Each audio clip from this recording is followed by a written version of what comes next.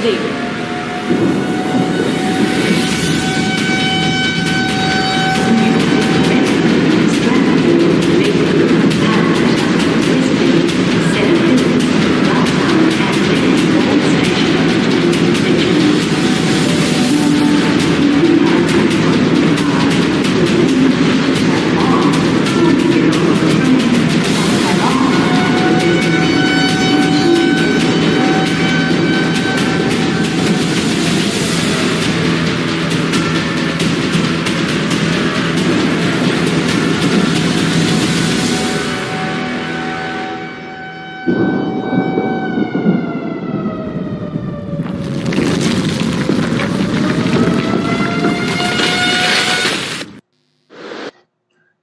Good morning, good evening, good afternoon, ladies and gentlemen, boys and girls. Welcome to Emergency Management Associates. We're coming live from the Area Command, 392 miles west of Kitty Hawk Beach, North Carolina. I want to give you an update on what happened this morning in Tierra Santa, California. I've got quite a few videos to show you, and I've got some good updates to give you. Now, I'm not able to completely go through the Pacific coast, northwest coast of Washington, Oregon, and southwestern British Columbia. Nothing is all changed up in that area. The Cascadia system is still moving. I'm going to tell you that. The Cascadia system is still moving, but there's no real change from last week. Tomorrow, first thing we come on the air tomorrow afternoon, I will give you that information up front. Then we'll talk about emergency preparedness. Emergency preparedness. Again, what has happened today was an emergency, and in San Diego, there is still an air of emergency there. Neighborhoods have been closed. Streets have been closed. The community's coming together. I want to give you an idea of exactly what has happened. Okay? I'm going to go over to KFMB TV in San Diego for this update.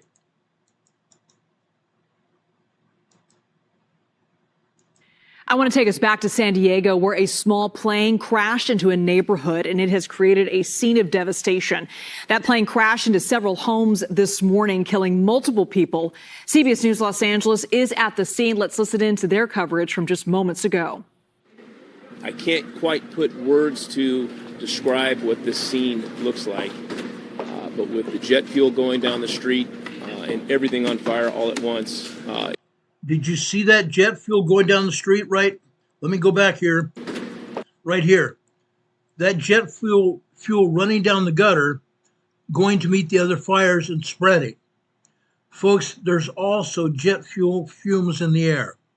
And if anybody even drops a cigarette or any kind of flame, this neighborhood will erupt again. Now, I want to tell you this. Then I'll get back to this news conference with the chief of police. Environmental experts from the NTSB, from the Environmental Protection Agency in the government, and also the environmental protection people in San Diego are going to have to close down this area for a while. They're going to have to go through and put actual heaters, in the underground plumbing of the city to evacuate the gutter system, the sewage system from the fumes. They're going to force hot air into those gutter systems, which is going to force that toxic fume up into the atmosphere. And once it comes to a head, then they will get that, they'll be able to reassess what is going on. We don't know how long it's going to be. We absolutely don't know when it's going to be. But that's what they're going to have to do. They're going to have to force hot air into the sewage system in this area, and that will help evacuate any fumes that are still down there, and that will dissipate that, and then at some point in time, they'll be able to bring the people back here. But with the jet fuel going down the street and everything on fire all at once, it was pretty horrific to see. Yeah, horrific to say the least. I mean, flames consumed an entire block of homes and cars, and residents, they were forced to flee as firefighters rushed to the scene. we do have live team coverage. Our assignment manager, Mark Liu, is tracking the latest from the desk, but let's get right to KCAL reporter Rena Nakano, live in San Diego with a look at the aftermath. Rena.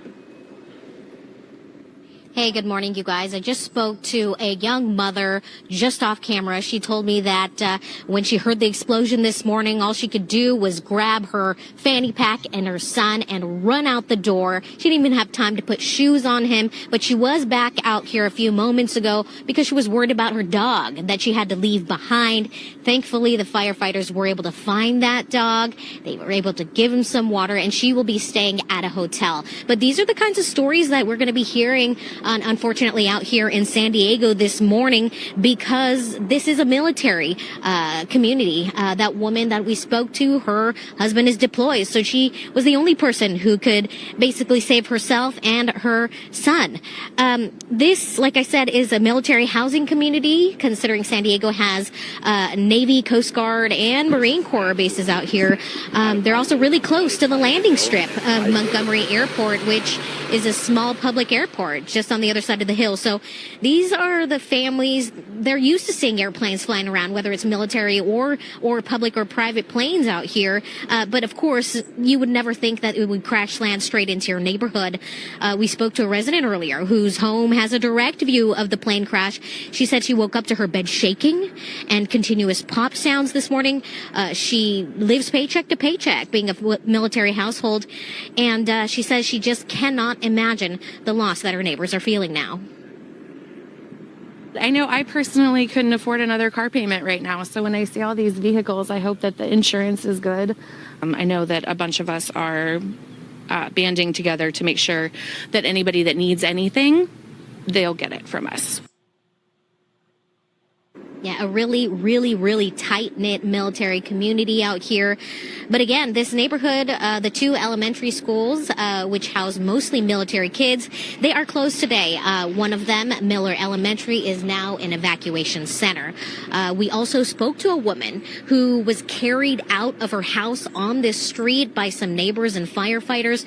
We will have her story coming up in the next hour. We are also waiting for an update from FAA and the fire and police department out here. That should be coming out at 11 a.m. We'll have more information in our next hits. Live out here in the Tierra Santa community of San Diego, I'm Rena Nakano. I'll send it back to you. Okay, that was from KCAL and KFMB TV in San Diego. Now, folks, it's ongoing. This is ongoing. I want to show you this next video here, or not video, this picture. I showed this picture earlier to you. 4 police officers. They were looking at pieces of the wreckage. The plane hit a house and it totally burned to the ground. Several other houses were also hit. And there was fragments of the plane all over the neighborhood. Fragments of the plane all over the neighborhood. This is ongoing. It's not going to stop. The plane was a Cessna 550. A jet airliner capable of carrying 2 pilots and 8 to 10 other passengers. This plane was only carrying the pilot and the co-pilot this morning when it crashed. That's all. The carnage is all over the neighborhood, just like this. Now, I have video footage of what happened. Now, I don't have video footage of the plane actually crashing. However, I do have video footage of what happened. I want to play that for you right now. First, this plane crash from Channel 10 in San Diego.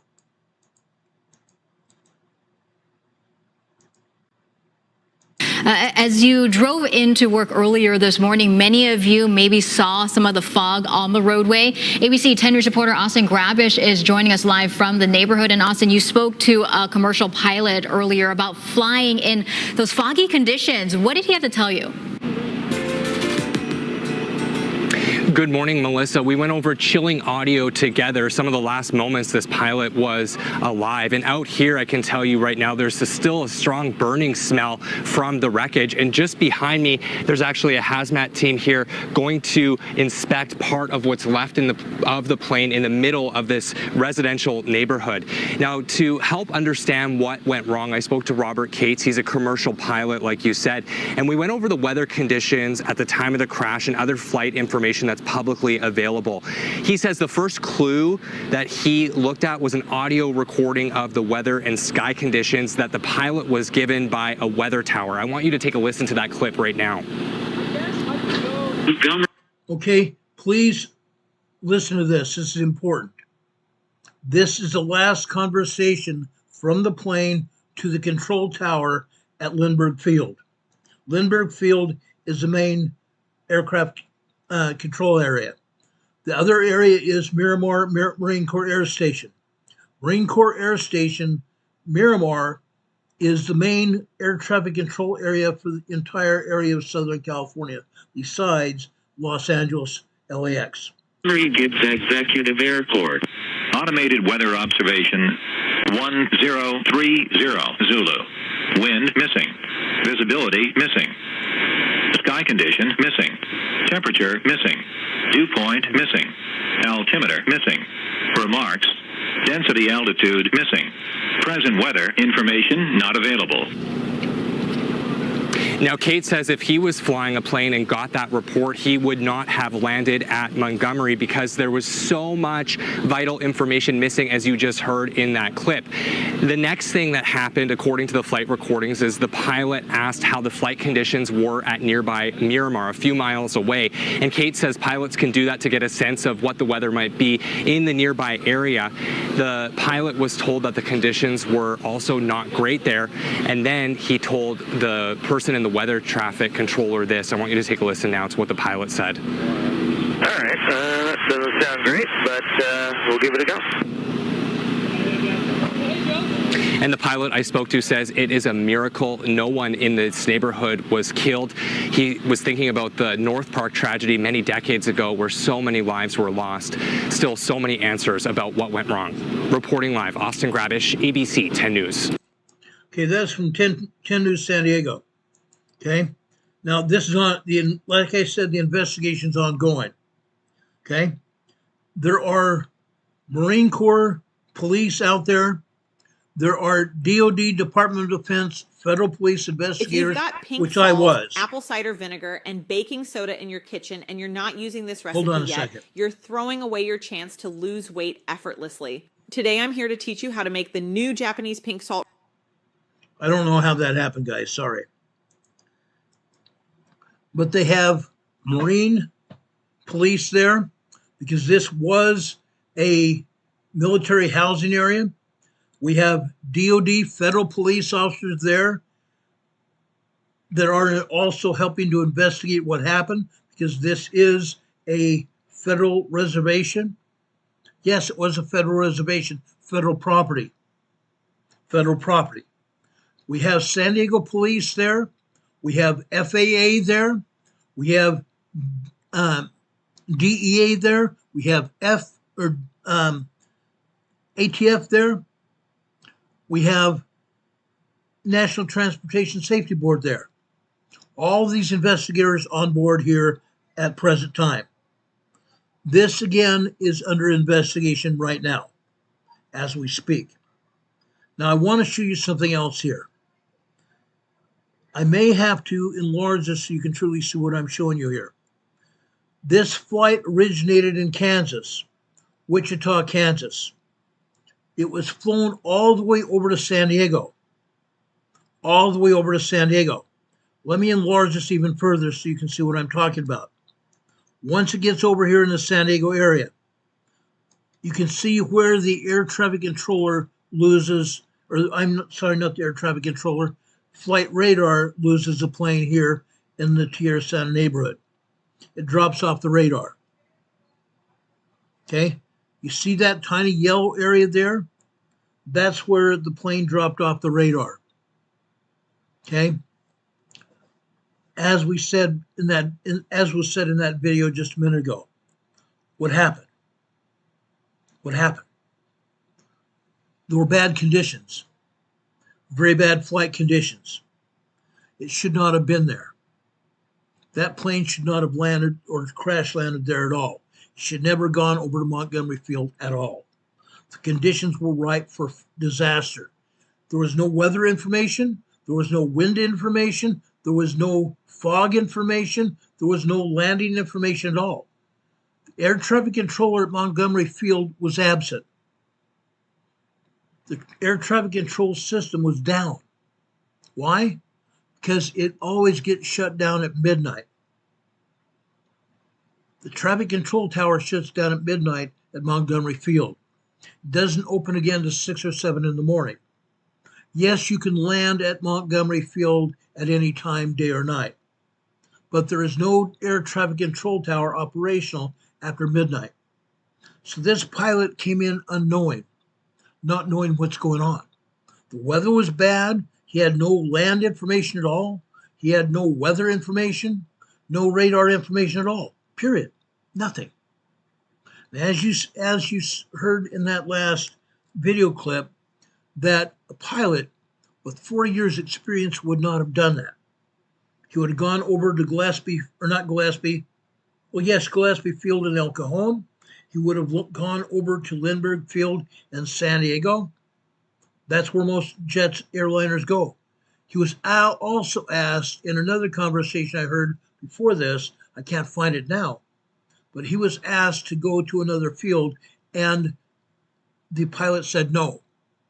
He wanted to go into Montgomery, and that's where he went. Okay? It's sad. He didn't even follow the guidance. As a result, the plane crashed and people were killed, unfortunately. Let me bring up this report here. You're going to get a lot of information from this report as well. Our Mark Liu has been tracking all of the updates this morning. He actually has new video and information. Mark, what are you hearing? Yeah, this is a huge scene down in the San Diego neighborhood. Here at the desk, we've been tracking it all, including video of the wreckage just into our newsroom here at the desk. We also have the radar logs of the flight, and right here, live pictures waiting for a news conference to begin, where firefighters and law enforcement hope to provide some more information about what went down with this plane crash. But let's start first with that video just into our newsroom. Take a look at it. You're going to see here the massive amount of fire and damage as a result of this plane crash in the San Diego neighborhood at about 3:45 this morning. This area, it was called Murphy Hills, also called Tierra Santos. What happened was apparently the FAA... Okay, the report was wrong. It was in Murphy Canyon. This is called Murphy Canyon and Tierra Santa. Okay? Not Tierra Santos, Tierra Santa. Says that a Cessna 550, also called a Cessna Citation 2, it's a small passenger jet, seats about 6 to 8 people, went down in this neighborhood, very likely on approach to an executive airport down there called Montgomery Gibbs Executive Airport. Now, a firefighter at the scene told breaking news crews that multiple homes took a direct hit from this plane, and what you're looking at there appears to be the wreckage, all that is left from this private passenger jet.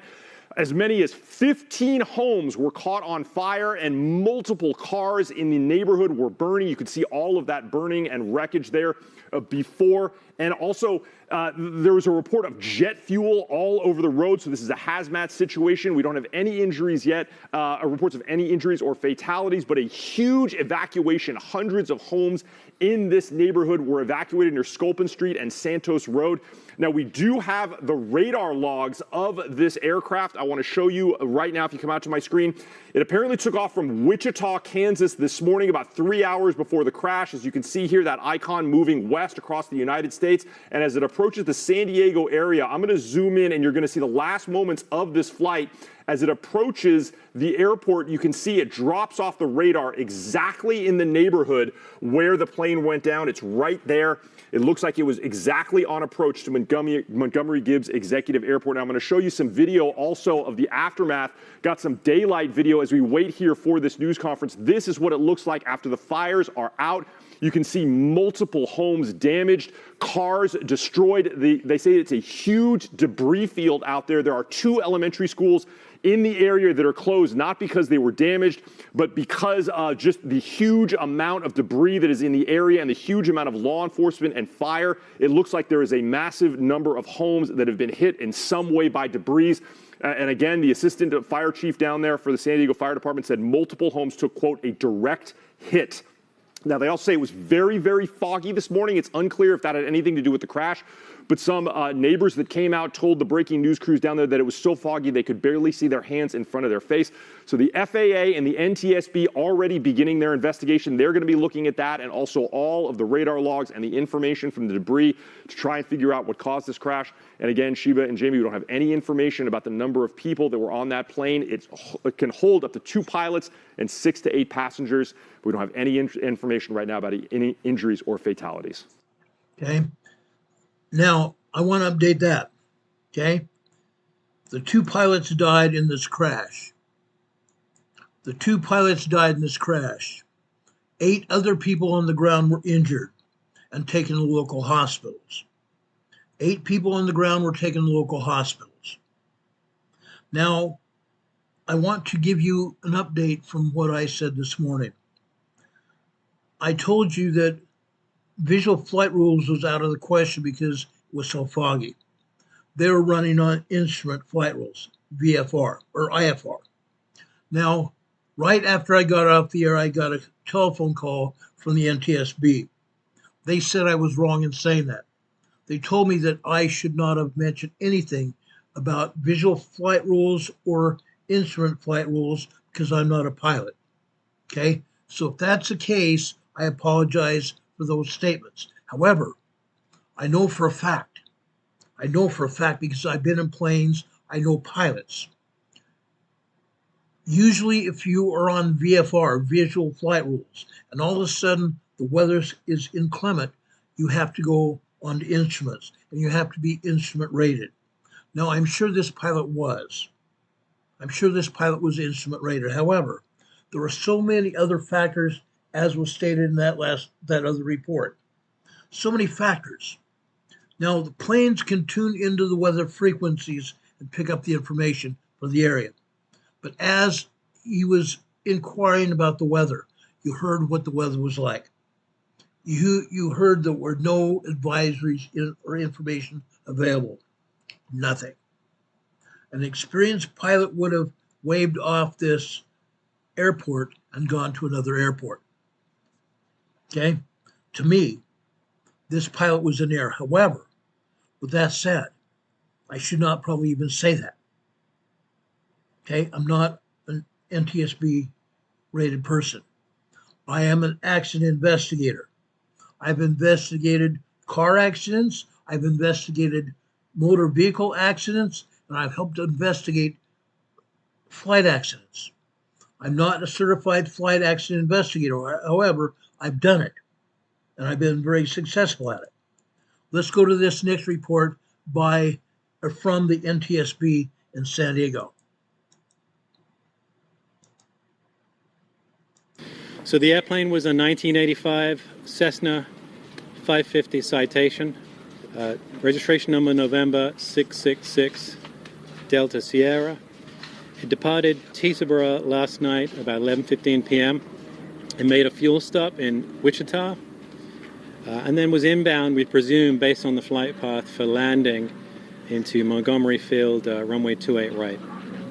It struck power lines about 2 miles southeast of the airport. It then collided with a house. We have an unknown number of occupants on board and an unknown number of fatalities on board the airplane. No fatalities on the ground. We do have a few ground injuries. It's been a multi-agency response. The NTSB is sending 8 investigators en route. Should be here later this evening. Okay. There's a question here from Heidi. I want answered. I have answers for it. Heidi asked, is it common in this area to have such heavy fog? Yes, absolutely. I used to live over in Poway, which was just north of Tierra Santa. I've been in Tierra Santa many times. I worked part-time for a Radio Shack off of Arrow Drive over in that same area, just east of the airport, just east of Montgomery Field. I've been in that area many times.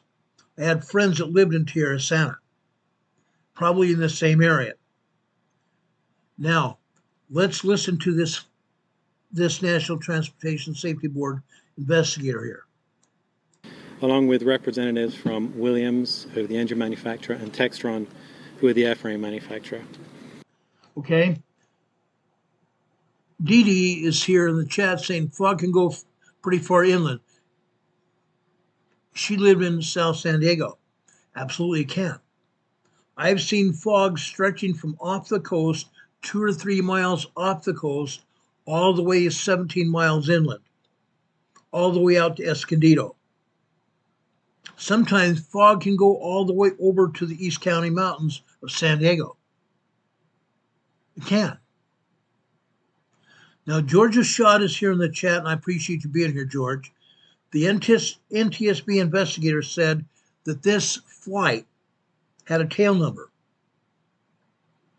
November 76 Sierra 666. Let's go back there and let's listen to this investigator. An unknown number of fatalities on board the airplane. No fatalities on the ground. We do have a few. Sabra last night about 11:15 p.m. and made a fuel stop in Wichita and then was inbound, we presume, based on the flight path for landing into Montgomery Field, runway 28 right. It struck power lines about 2 miles southeast of the airport, then collided with a house. We have an unknown number of occupants on board, so an unknown number of fatalities on board the airplane. No fatalities on the ground. We do have a few ground injuries. Been a multi-agency response. The NTSB is sending 8 investigators en route, should be here later this evening, along with representatives from Williams, who are the engine manufacturer, and Textron, who are the airframe manufacturer.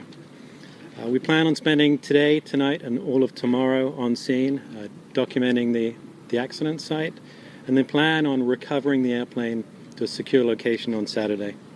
There should be a preliminary report on our website in about 2 weeks. That's NTSB.gov, and then the final report generally takes 12 to 18 months. We're asking that, although we know it was early in the morning when the accident happened, about 3:45, we're asking that if there are any witnesses or people who might have video that might have captured some of the accident sequence, they reach out to us at witness@ntsb.gov, and then any updates for press briefings will be on Twitter, and that'll be NTSB_newsroom. So I can answer a few questions. We have very limited information right now, but I'll try and do my best. And when I ask you, if you could just tell me your affiliation and your name. Matthew Cedar, Fox, Los Angeles. Was the weather system at the airport working at the time of the crash? It's unknown at very early stage right now. It's unknown, but as you know, there's fairly foggy weather conditions. But we haven't got that far yet. Was the tower closed at the time? I believe it was. I believe it would have been closed at 3:45 in the morning, yes. Fairly normal for a small airport like this to be closed. Generally, they're open between 6 or 7 in the morning and 8 at night. So it's too early for right now. We don't have any information on whether they were on an IFR flight plan or VFR flight plan, so I'm sorry I don't have that information. Univision Network, are you working on any theories to find out the cause of this? No, right now we're just documenting the evidence. That's the only plan right now. With AAP, can you repeat your name again? Yeah, Elliot Simpson with the NTSB. Okay, great. And can you also tell us a little bit more about what you know as far as hitting the home? Did it hit one home or how many? It struck one home, and then quite a fair number of automobiles then caught fire afterwards. And power line as well? And it did strike a power line about 2 miles away. Is it for a pilot coming in, not knowing weather conditions to land? So I'm going to avoid questions like this right now. They're a little analytical. I'll give you any facts that you would like to know, but rather the analytical questions we'll pass on. And remember, name and affiliation. CBSA, sorry. Thank you. Liz from NBC News. 2 questions for you. One, was the home that it hit this one? And then 2, there's a piece of proof that says that 3 of the occurrences No, we don't have any full identification on the total number of fatalities right now. Again, no, we don't. We haven't reviewed them yet. That is the home, and the power lines are about 2 miles away. Yep. Did the power line impact what you think brought the plane down, or do you think it was already in a downward trajectory? Again, too early to say. There are fragments of the airplane underneath the power lines. It looked So like there was a wing over there on the street. Can you confirm that? there is there is. Yeah. Flipped the power line or the light post and the wing came on? Presumably, yes. Yeah. Can IFB, was there any call from the pilot before the... We haven't listened to the audio yet. We'll know a lot more later this evening. Does this plane have a black box? Sorry. Can you confirm that you said that there's still an unknown number of passengers on board? Unknown, yeah. So And is it typical for a plane to fly into an airport without anyone at the tower of that particular? not unusual at all. Yeah. No, you can land at an airport when there's no tower controllers there. And sorry, you had, Stephanie with CNN. Does this plane have a black box? so this airplane likely has a flight data recorder and possibly a cockpit voice recorder as But well. you haven't recovered that? We haven't recovered those, no. Thank you. And there were reports of a lot of jet fuel, Yeah. There were reports that jet fuel was pouring down the street. Afterwards, we talked about the fuel, I think, in which come. Yeah. How much fuel would have been on this plane? We don't know yet, but we're going to find out how much they would have fueled that. A fair amount.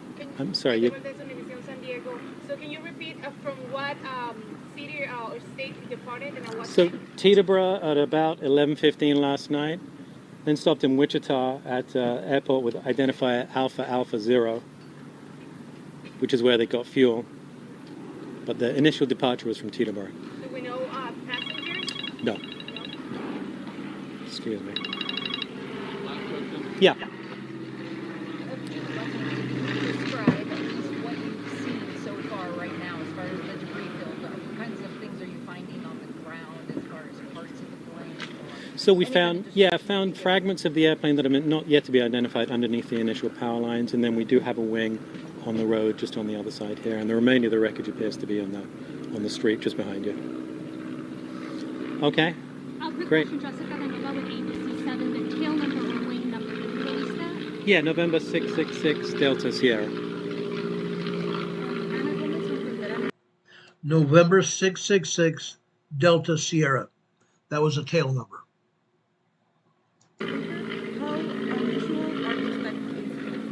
That's a little beyond the scope of the press briefing right now. Okay, thank you very much. Okay, that was with the NTSB investigator. Right now he is the only investigator on scene. The rest of the investigators will be getting here tonight and tomorrow. Then they will get into the heart of the investigation. He said also that the plane would remain on the ground there in this crime scene until Saturday, when they will then remove it to a secure location. Why? Because they want to get as much information as they can from the crash scene before they proceed to take the parts of the aircraft that they can find and put them back together as much as they can be out in a hangar, a secure place where they can try to figure out what happened. That's what they do here with the NTSB. Now, there, like I said, has come out there were only 2 pilots in the aircraft, a pilot and the co-pilot. 8 other people on the ground were injured. Let me give you our last report here. This comes from KFMB San Diego. This is going to give you some great information. The community here is coming together as well. The community is rallying behind all these residents here. The schools are rallying behind the students. The community's coming together, and they're actually set up a place where they're giving food, diapers, and other necessities here to the residents of Tierra Santa community here that was impacted by this plane crash. A small plane that crashed into a neighborhood in Tierra Santa. You see the destruction to this neighborhood here. Thank you so much for joining us. You are now on CBS 8 Plus, our streaming channel. We're glad you're with us. I'm Netta Iranpour. I'm Eric Connor. Glad you are streaming with us on this very busy Thursday. This all started at 3:45 this morning near the intersection of Sample and Salmon Street. We have many reporters at the scene right now. A small plane crashed into a neighborhood. It then greened down the street, lighting multiple cars on fire, damaged several homes Everyone on board that aircraft was killed. This is what it looked like shortly after it broke out from a Ring doorbell camera as this homeowner was trying to put out fires on his property.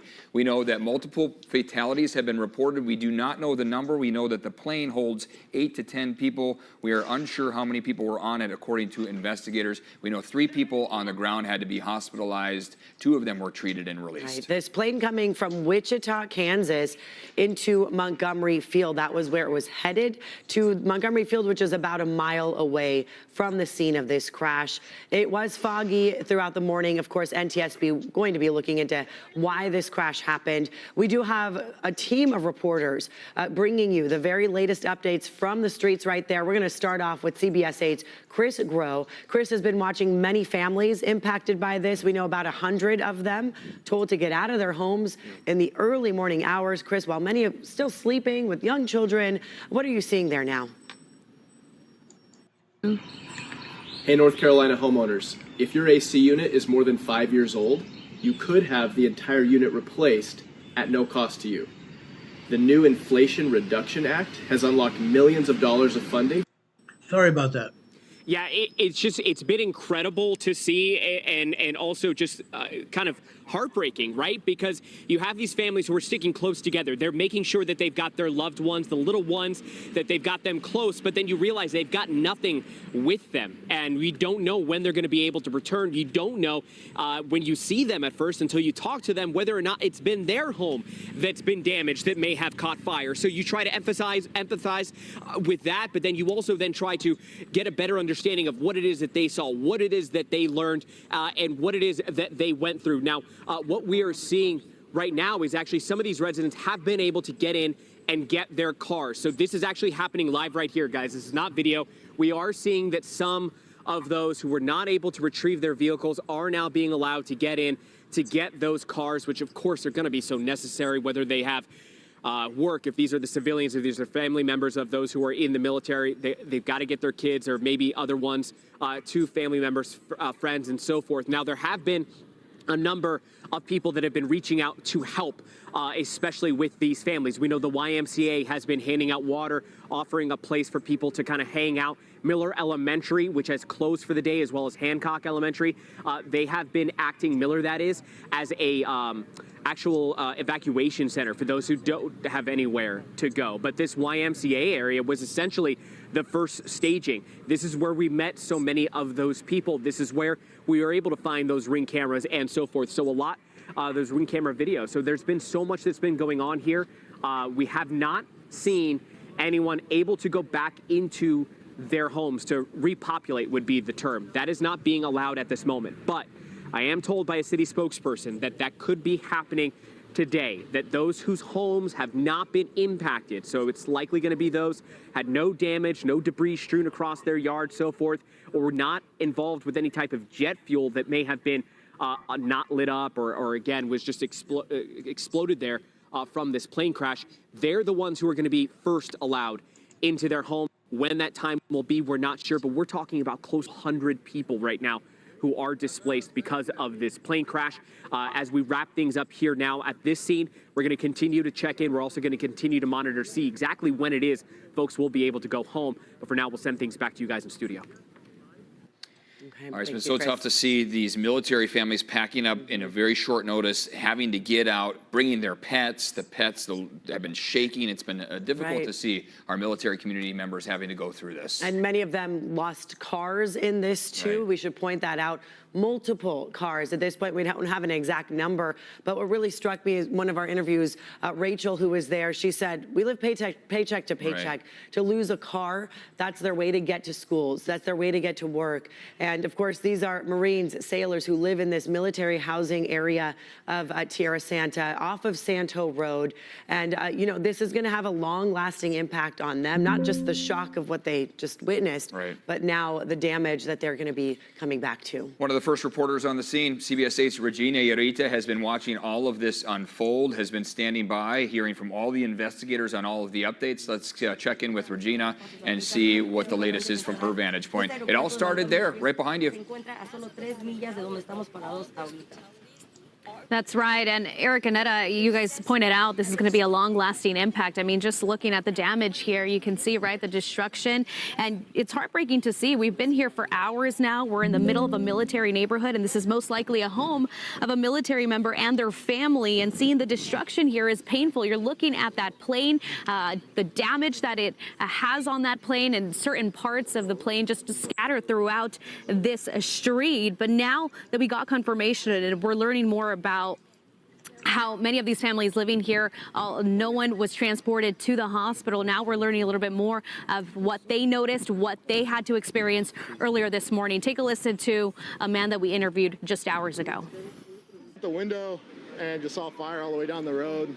It was like kind of a dull explosion, just like fluid going up pretty much in flames. I looked out my window, saw everything, grabbed both my kids.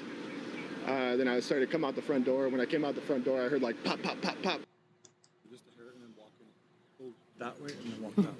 And the man you just heard is a part of the military. When we interviewed him this morning, he was grabbing breast milk and diapers and heading back to the evacuation center. Around that time, we also noticed police officers who were helping dogs who they found inside these homes, some of these homes that were obviously suffered a lot of damage. With the San Diego Humane Society also reporting that some of these dogs had jet fuel. They had jet fuel, so they're currently taking care of some of these dogs that were pulled out and put onto those carts and then pulled out of here. We also noticed the mayor. He was here about an hour ago. He noticed the damage and was debriefed on what the next steps are. But as far as the scene, there's still certain parts that are still smoldering.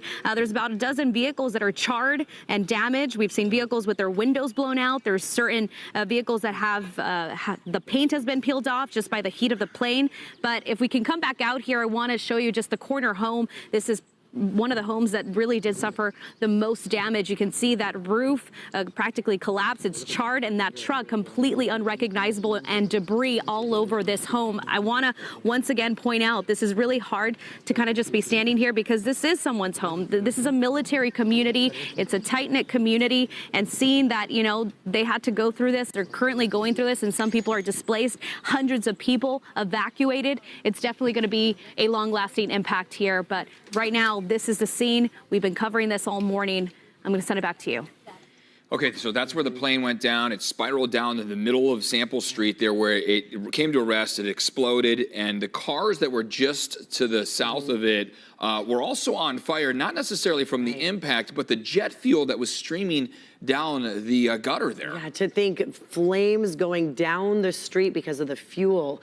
For that part of our coverage, we have CBS 8's David Gottfredson. David, it is remarkable to see. I've never heard of such a thing happening, but you have the images. You've talked to the people. Tell us what's been going on there where you are, and how far are you from the crash site?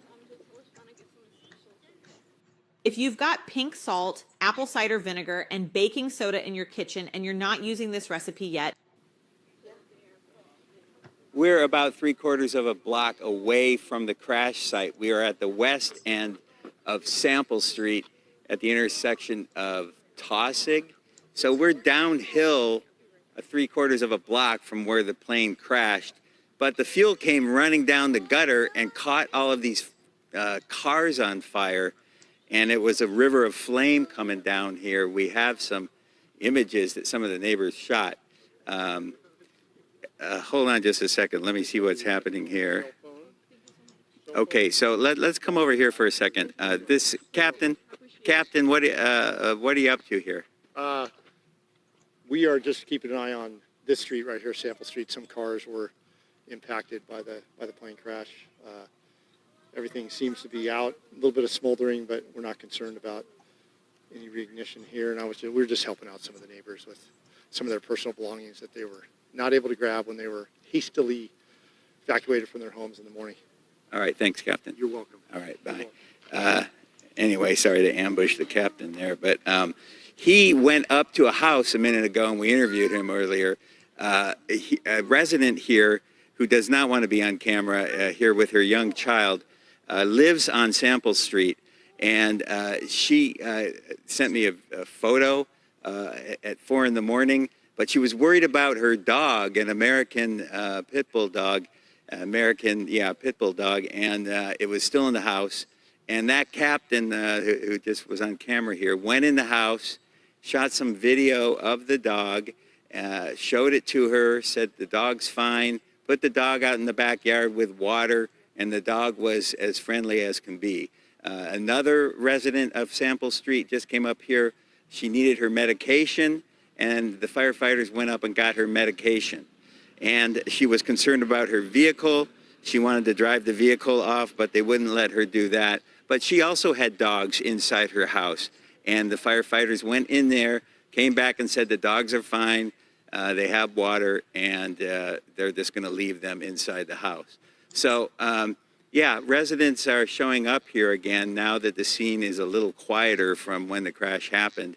And they're worried about their dogs, and they're worried about their vehicles. So, and the firefighters are helping them out, really. I mean, he shot video of the dog and brought it to the military wife here, who's here with her, 2-year-old son, who is crawling all over her. But she doesn't want to go on camera. Her husband is deployed, but their dog, Taj, Taij, I think it's spelled Taj, their dog, their pit bull, is fine, and we have video of it. We'll show it to you later. Oh, Wow. so many inspiring stories. Yeah. People helping each other out. People caring for each other's animals. David was talking about some of the photos he was getting from neighbors and residents. This one and these images say a lot here. This is shortly after the plane crashed, the balls of fire, the lines of cars being lit up. But it was that first image of a river of jet fuel that was on fire, just going by these cars and setting them on fire. Right. I mean, to think that, the fire wasn't contained to the crash site where the plane ended up. It spread because of fuel flowing down the street. On that main street where this crash happened, there on Sample Street and Sculpin, we know the plane did tumble down the street and, obviously burned cars on both sides of that street itself. But then the fuel extended a block away. There's a good friend of mine who saw a car charred on Tossig and Yorktown, which is a block and a half away from the crash site. Around the corner. Yeah, to think the widespread damage. These vehicles are, what people count on, obviously, to get where they need to go. So our military families certainly have been dealt with a lot this morning. We're thinking of you. We know the community will come together for you, as we have done in the past. This was a plane that was supposed to land at Montgomery Airfield at 3:45, coming from Wichita, Kansas. We all drove in shortly before that, and we noticed thick fog that was out there. NTSB, FAA investigating. They'll determine what led up to it. But Evan, you were saying it was pretty thick stuff at that time. Yeah, less than a mile of visibility, which usually denotes dense fog. In some cases, less than a quarter mile of visibility. Now, here's the thing: the time difference from when this crash happened, about 5 hours ago, versus what we see right now, shows how improvements have been made pretty much across the board in terms of visibility. You could see those numbers have started to improve steadily, but we still see some reduced visibility in areas like Kearney Mesa and in Miramar, which are the closest monitoring sites that we have to where this crash took place, right now at about 5 miles and 7 miles respectively. If you get all the way down to Imperial Beach, we're at about... Okay, he's showing visibility here. Someone early on this broadcast pointed out that fog goes far inland, way far inland. Look at Ramona. See that area where it's 10 miles away? Guess what? No fog at all. Ramona is up in the foothills of San Diego County. Ramona is up in the foothills northeast above Poway, where I used to live, 10 miles inland. Okay, no fog at all, because it's up above the clouds. But down in Poway, even here, you can see clouds just here to the west here. Okay, Poway is just west of Ramona. You can see the clouds there. Okay, now let me see if I can move over here.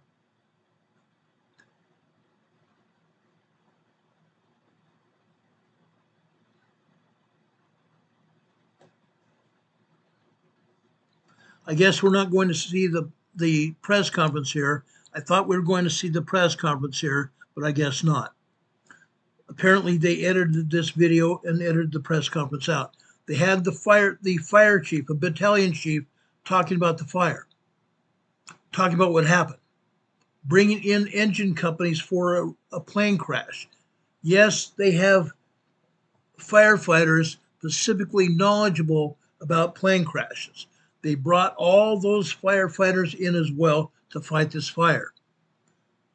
I think they had a total of 5 engine companies here fighting this fire last night, early this morning. 5 fire companies. That's huge. As you saw, we had JP4 jet fuel running out down the gutters. Again, that JP4 jet fuel has got into the sewer system, and they have to retrieve that jet fuel and the fumes out of the sewer system before they can even think about putting people into these homes again. They're going to have to do that first. Do we have any other questions for me? Okay.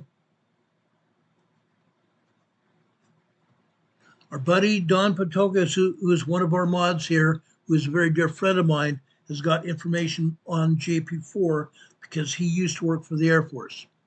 He's very familiar with jet fuel and airliners. Okay, he worked for the Air Force.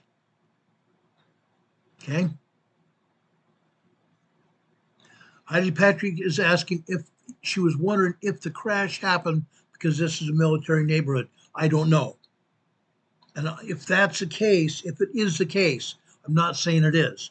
If it is the case, we may never know. We may never know. Again, what did the pilot say when he was last talking to air traffic control? They advised him to wave off to a different airport, Gillespie Field out in El Cajon. He said no. He said no. Now, why is that? There may have been someone waiting for him over at Montgomery Field. And that person might have to divert and drive all the way out to El Cajon to meet the plane. Maybe this pilot didn't want to do that because he was meeting somebody at Montgomery. That's possibly the case. Again, this airport is closed to the air traffic control tower until 6 or 7 a.m. in the morning. And planes can land between midnight and 7 a.m. in the morning. But they have to go through either Lindbergh Field, which is the main airport in San Diego, or they have to go and get information from Miramar Marine Corps Air Station Air Traffic Control to see what Montgomery Field might look like. Either one of those airport control towers would be able to look at radar over in Tierra Santa area and over in Kearny Mesa where this plane crashed. Okay? Kearny Mesa is just south of Tierra Santa. Okay? That's what happened. I don't think this was purposeful. I don't think this was purposeful, but it might have been. Okay? Cafe Pena says fog, fog, fog. Yes. Lots of fog. Hawaii has fog as well. It might not be as bad as San Diego at times, but I know I've been to the Big Island before, and I've seen a lot of fog there. And I've also been to Oahu. They've had fog in Oahu as well.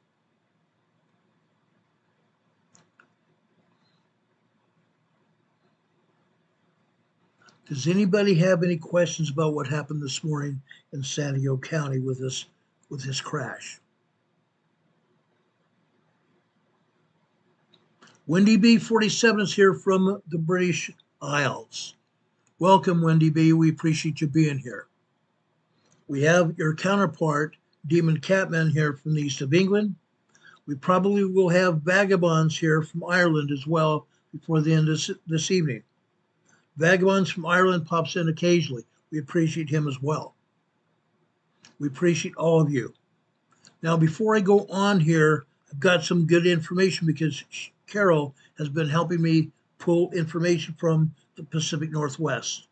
Yes, I have volcanic information and seismograms from the volcanoes from Mount Rainier south to Sisters Volcanoes. Okay, I have that. Richard Smith said they need pilots from Nepal to fly to Everest every day. I can imagine. I can only imagine. Now, what was I talking about here? What happened here in San Diego is very unfortunate. although it does happen occasionally. It does happen occasionally. Now, back in 1978, I want to show you this. This is a very, very bad plane crash in 1978. This is PSA 172. It collided with a Cessna small aircraft over San Diego City. It crashed. It crashed and burned. Let me pull up some more pictures to show you. I was at this crash, as I told you this morning. Very sad situation.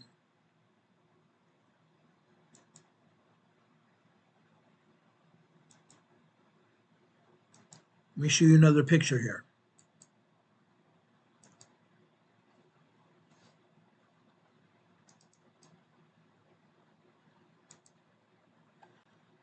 This is what that plane crash looked like in San Diego that I was at.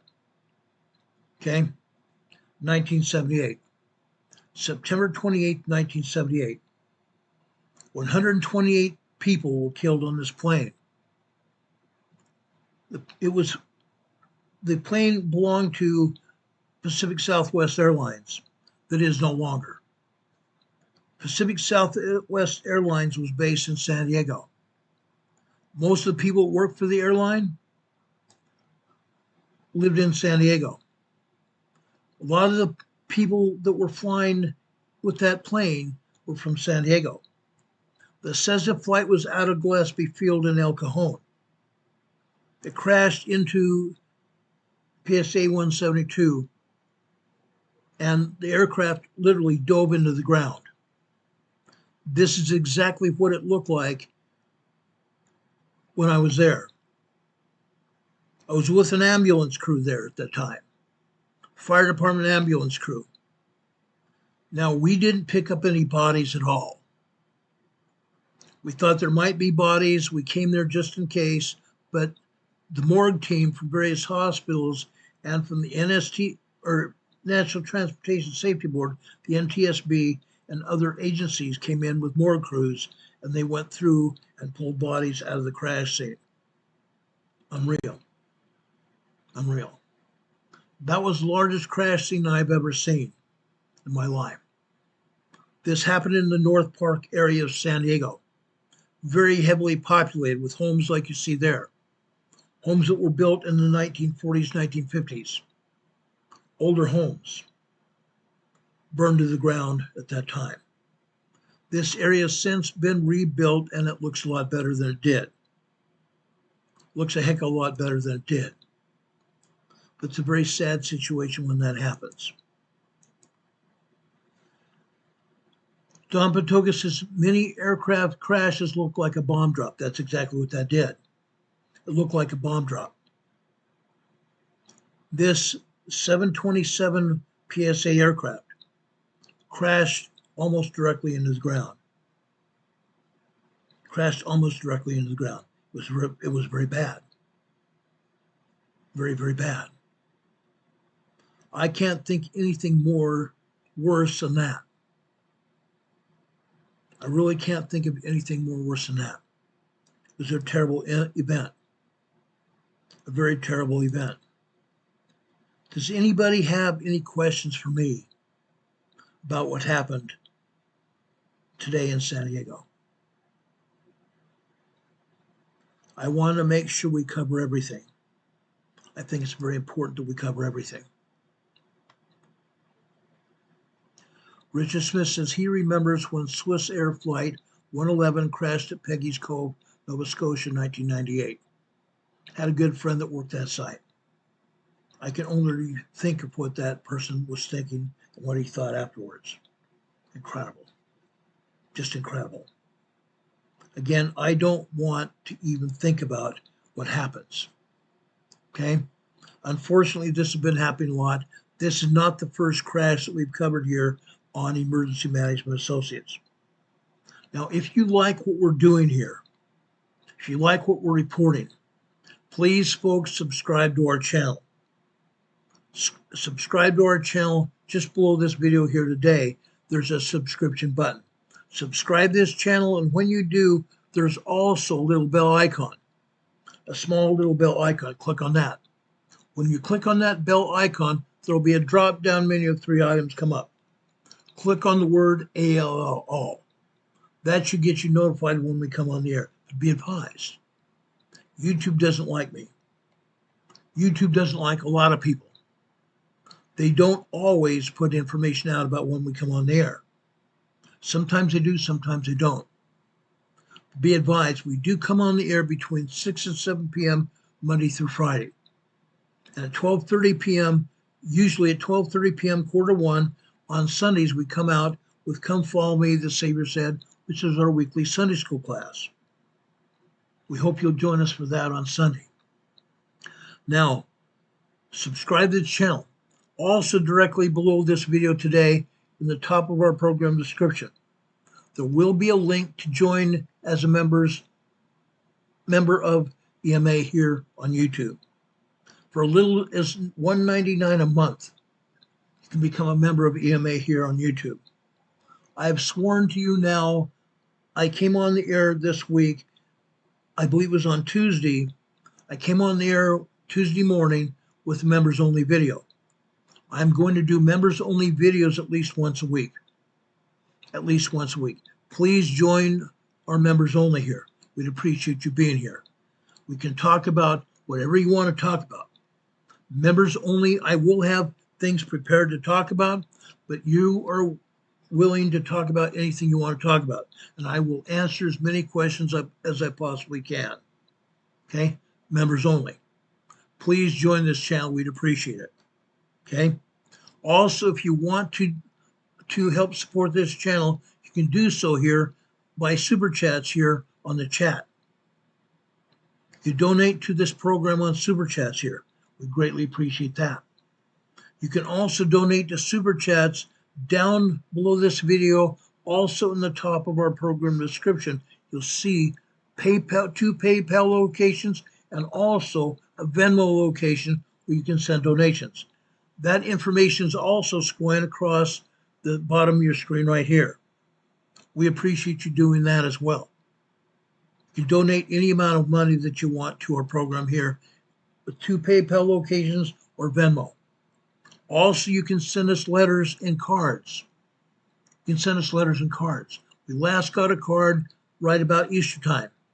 Carol and I love cards. We love letters. We love knowing what you're doing to prepare. We want to know what you're doing to prepare as well. So please, when you send us a letter, tell us what you're doing to prepare. What are you planting a garden? What are you planting? What are you planting? Are you planning to can those vegetables or fruits? Great. Please let us know how you're doing that. Please let us know how we're doing that. Also, you can also donate through the mail there. You can also donate through the mail. Our email address where you can ask questions and give us information is rltnspdema@gmail.com. Our mailing address here where you can send us cards and letters is 504 Bethel Road. 504 Bethel Road, Box 401. Morganton, North Carolina. The zip code here is 28655. You can send us cards and letters. In the middle of the cards and letters, please send us a donation. You can send us a donation. We get donations I can't say all the time, but frequently through the mail. We'd appreciate that very much. Demon Catman has been putting this information up for all of you. We appreciate that.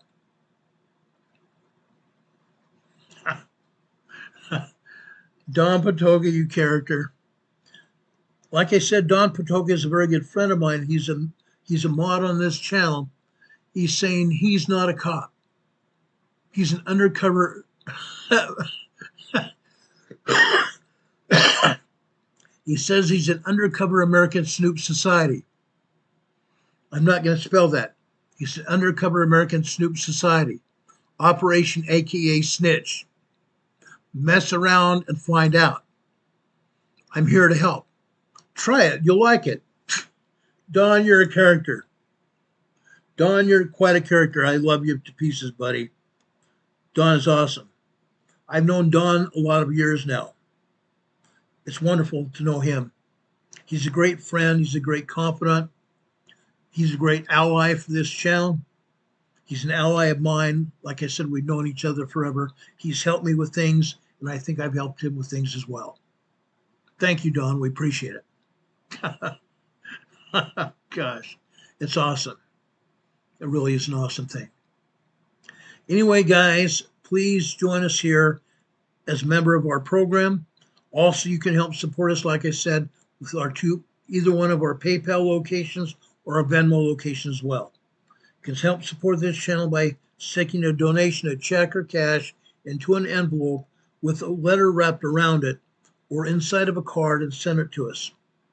We get donations all the time in the mail. Thank you very much for that. Now, Carol's given me some information I want to pass on to you. Great information. Let me pull that information up right now. Whoops, that's not it. Now, Carol's pulled this information for all of you. I want to start off with Mount Rainier. Good old Mount Rainier. Okay? I want to start off with Mount Rainier, Camp Muir. Right here.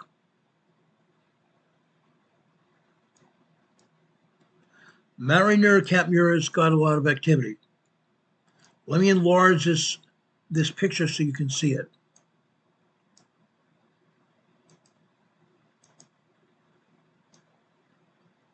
Now, like I said, there's nothing hugely important about what's going on at Mount Rainier right now. Okay? Let me enlarge this so you can truly see what's going on here. Let's move it over there, and let's move it over here. Here at Mount Rainier, you see some activity here. Up at the top of the seismogram here, on the top line, that's 5 p.m. Each individual line here is 15 minutes long. Each individual line is 15 minutes long. There are 4 lines. The top of the hour, the 15-minute hour on the red. The blue line is the half hour. In this case, 5:30, 6:30, 7:30. The green line is 5:45, 6:45, 7:45, and so on. Today, let's move this up so you can see what's going on. On this particular red line, this, folks, is 6:15. We move over to about 6:18 a.m. this morning, or last night, 6:18 a.m. or p.m. last night. These are 2 2.0 earthquakes here. 2 2.0 earthquakes here. Heidi Petrick just gave us a $20 super chat. Heidi, thank you so much for that. God bless you. Heidi says, thanks for reporting on this. I worked at the local airport a number of years ago. Well, that's awesome. That's awesome. I wish I knew you back then. I was in San Diego from 1972 when I was a sophomore, actually a junior at Poway High School. And I left San Diego 27 years later.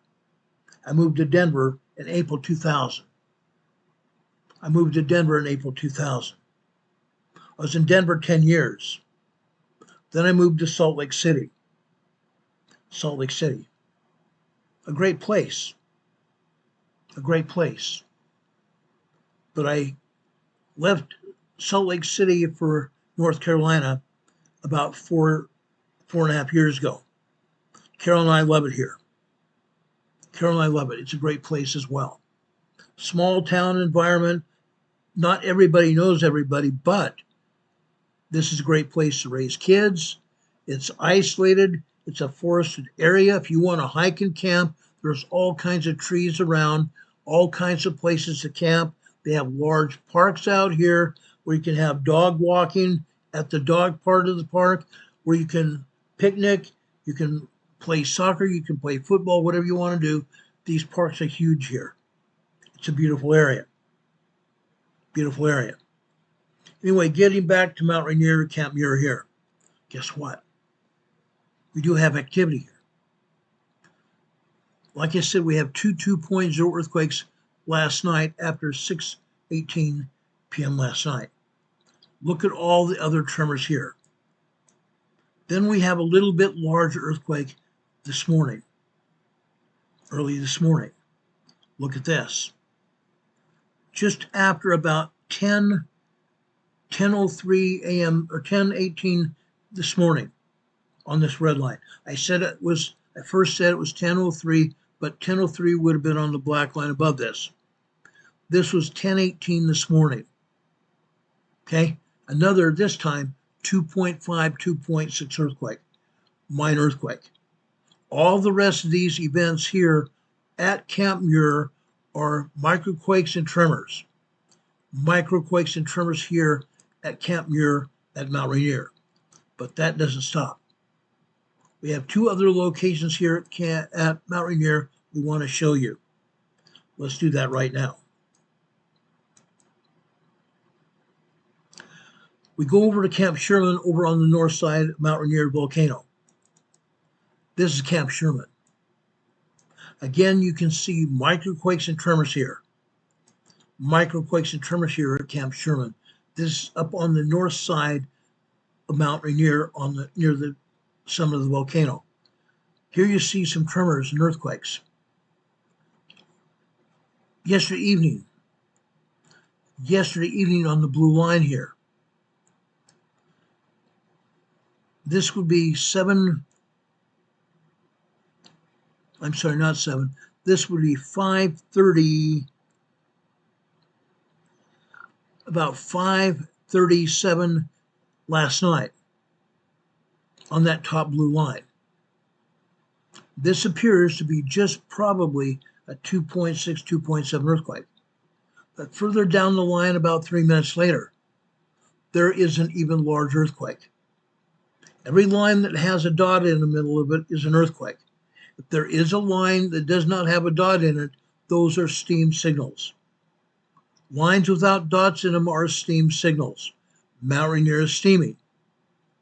But this line over here is an earthquake.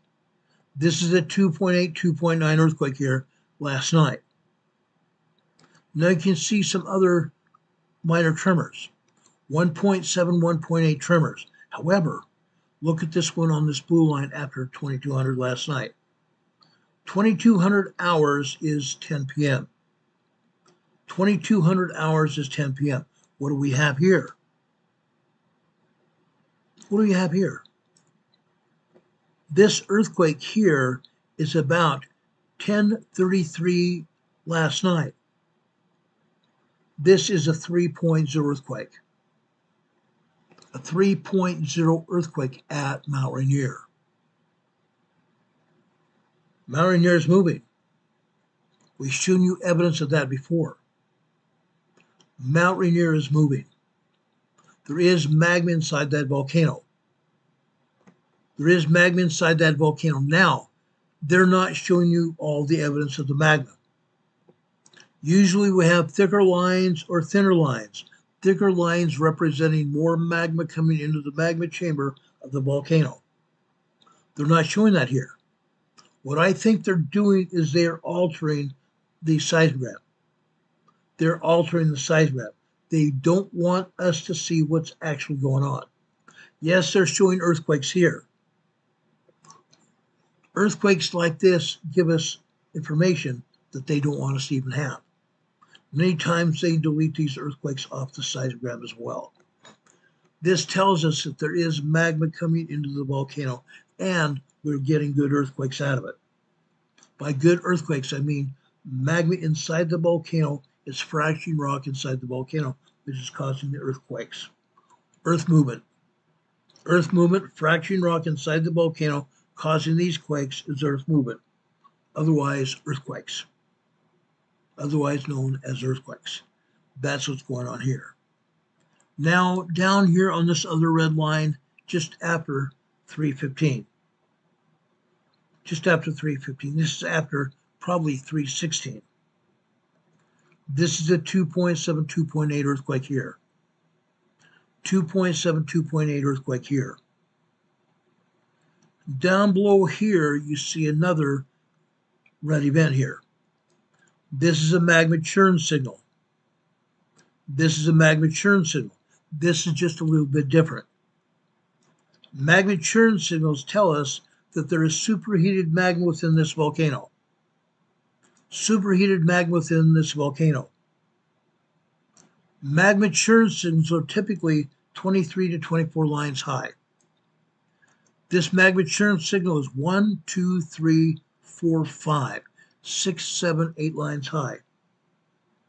8 lines high.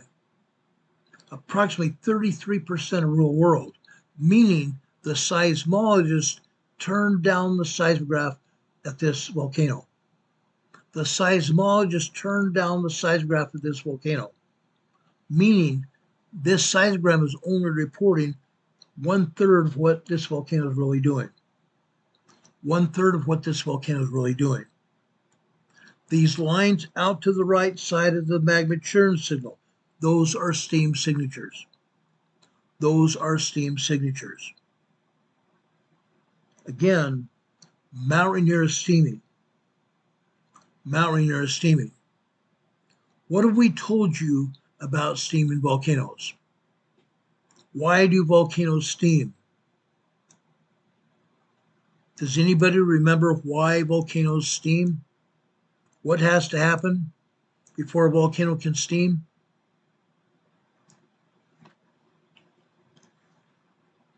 Six to 7% of all magma is water. 6 to 7% of magma is water. Magma is typically at about 1500 to 1700 degrees, going up to 2500 or larger or greater.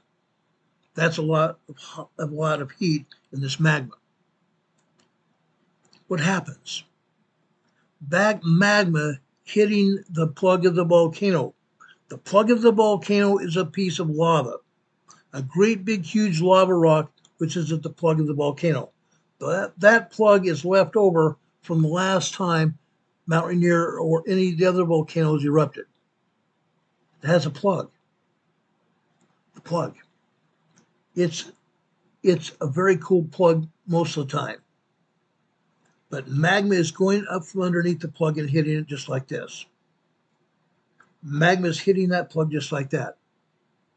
Every time magma hits that plug like that, the plug develops fractures inside the plug. That lava rock develops fissures or fractures inside that rock. Once the fractures go all the way through that plug, what happens? Water vapor from that water that's in the magma starts coming up towards and through the plug like this. Superheated water, superheated vapor. What happens then? The superheated water becomes a physics experiment. What happens? The superheated vapor also makes those fissures even larger, makes those holes in the rock even larger. At some point in time, when that water vapor keeps going through those fissures, it keeps enlarging those holes, and also the magma's punching up from underneath. At some point in time, that plug is going to go pop. Then we're going to have a volcanic eruption. Then we can have a volcanic eruption.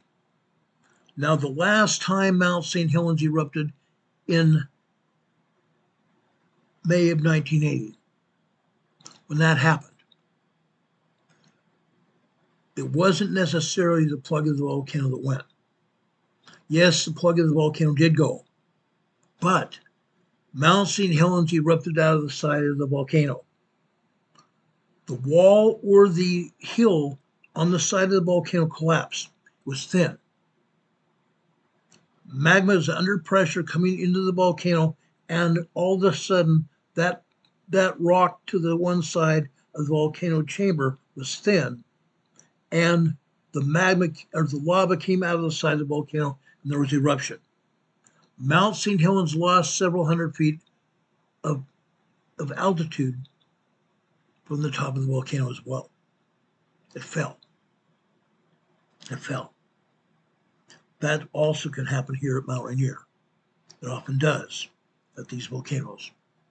Now, I want to go back to the chat just a minute ago Heidi Petrick gave out or sent out 5 EMA manager memberships here, 5 emergency management memberships. XZ received a membership. These are 1-month memberships. XZ received a membership. Sherry Ann received a membership. Lisa Cruz got a membership. Letitia Stoll got a membership. And Trying to Survive got a membership as well. Those people received a membership from Heidi Petrick. Please give her a thanks. Thank her for helping you. That's a wonderful thing. Thank her for that.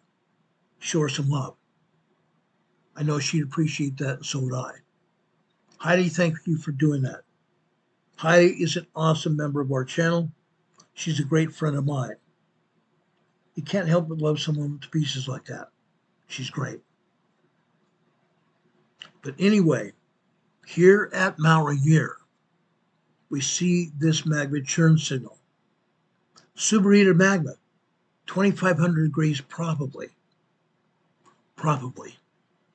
But this shows that the seismologists have turned down the machine. They've turned down the seismograph. Turn it down where it's only showing 30% real world. That's pretty sad. They don't want us to see what's actually happening. That's why they turn them down. Okay? Sad but true. Now I want to go over to Emerald Ridge here. Emerald Ridge gives us a different perspective. This particular seismogram at Emerald Ridge is showing you the HHN channel. These seismographs at these different volcanoes have multiple channels. In this case, the Emerald Ridge seismograph is a 5-channel seismograph. This channel here at Emerald Ridge shows us what's going on with the magma. These curly lines here, these wavy lines here, are what they call very low frequency lines. Very low frequency waves. These waves are generated by the magma as it's coming into the volcano. Look at the top of this seismograph. Look at the top of this seismograph. Look how busy these VOF waves are. This indicates that there's a lot of magma coming into the magma channel of the volcano. Now, we didn't see much. We did not see a heck of a lot of seismic activity, meaning earthquakes. Yes, there were a couple. There was one earthquake that was a 2.7, 2.8 earthquake, and 2 others that were 2.5s. And also a 2.6.7. Now, with this particular seismograph showing you a lot of volcanoes, a lot of magma coming into the volcano, this would usually show more earthquakes as well. Well, guess what? It didn't show that. That's because the USGS and the Pacific Northwest Seismic Network scrubbed the data. They scrub the data. They don't want anybody to see what's going on. They want everybody to believe that nothing's happening at these volcanoes. They want us to believe that nothing's happening. Before I started reporting on these volcanoes, they didn't mess with it.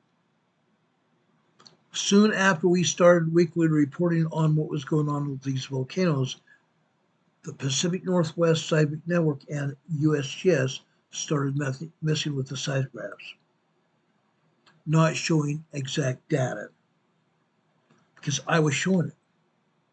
They didn't want me showing you what's going on, just like they don't want me showing you this. What we're seeing here should be showing a lot of earthquakes, but it's not. The other seismograph is not showing hardly any activity. That's again because the agency doesn't want us to see it. They don't want us to see it. Because if people knew what's going on and had it explained to them, they would be leaving the area. They would be leaving the area. Now this is Mount Rainier over just west of Seattle. Everybody in this Seattle-Tacoma area, including points north and points east and points south, would be affected when this volcano erupts. If they knew what's going on, and rarely do they ever come here. We used to get a lot of people here from the Pacific Northwest into this channel.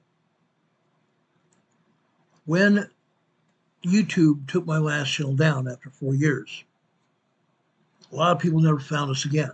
Some people did find their way back here. Some, but not everybody.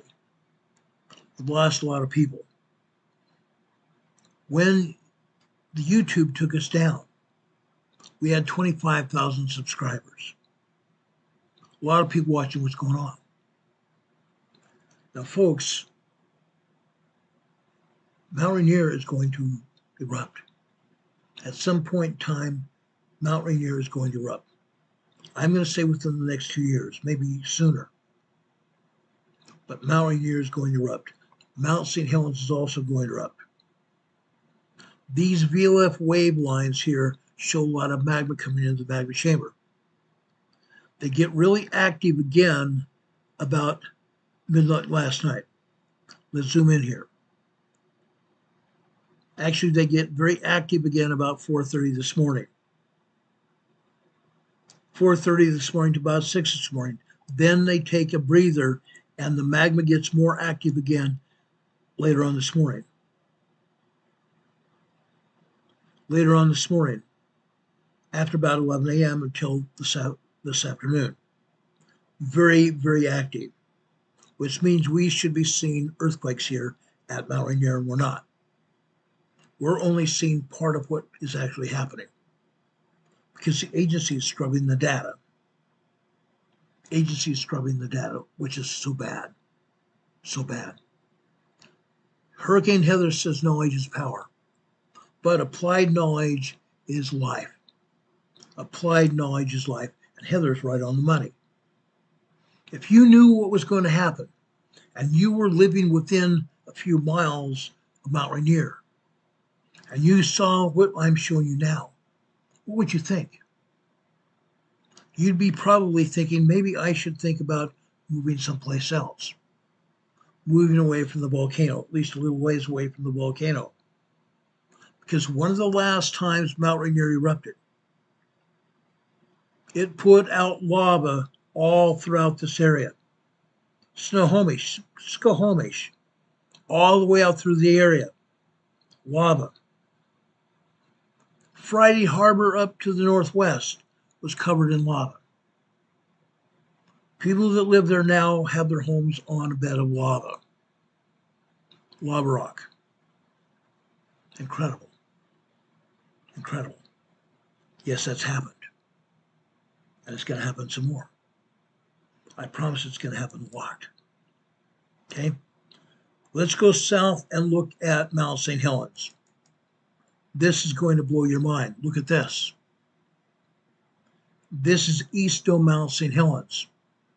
The seismograph here is sitting on the summit of the volcano, on a great big huge lava rock. Look what it's showing here. Each line here is again 15 minutes long. Each line here is showing us some earthquake or seismic activity, whether it's microquakes or tremors or actual earthquakes. This top red line is actually 5:15 last night.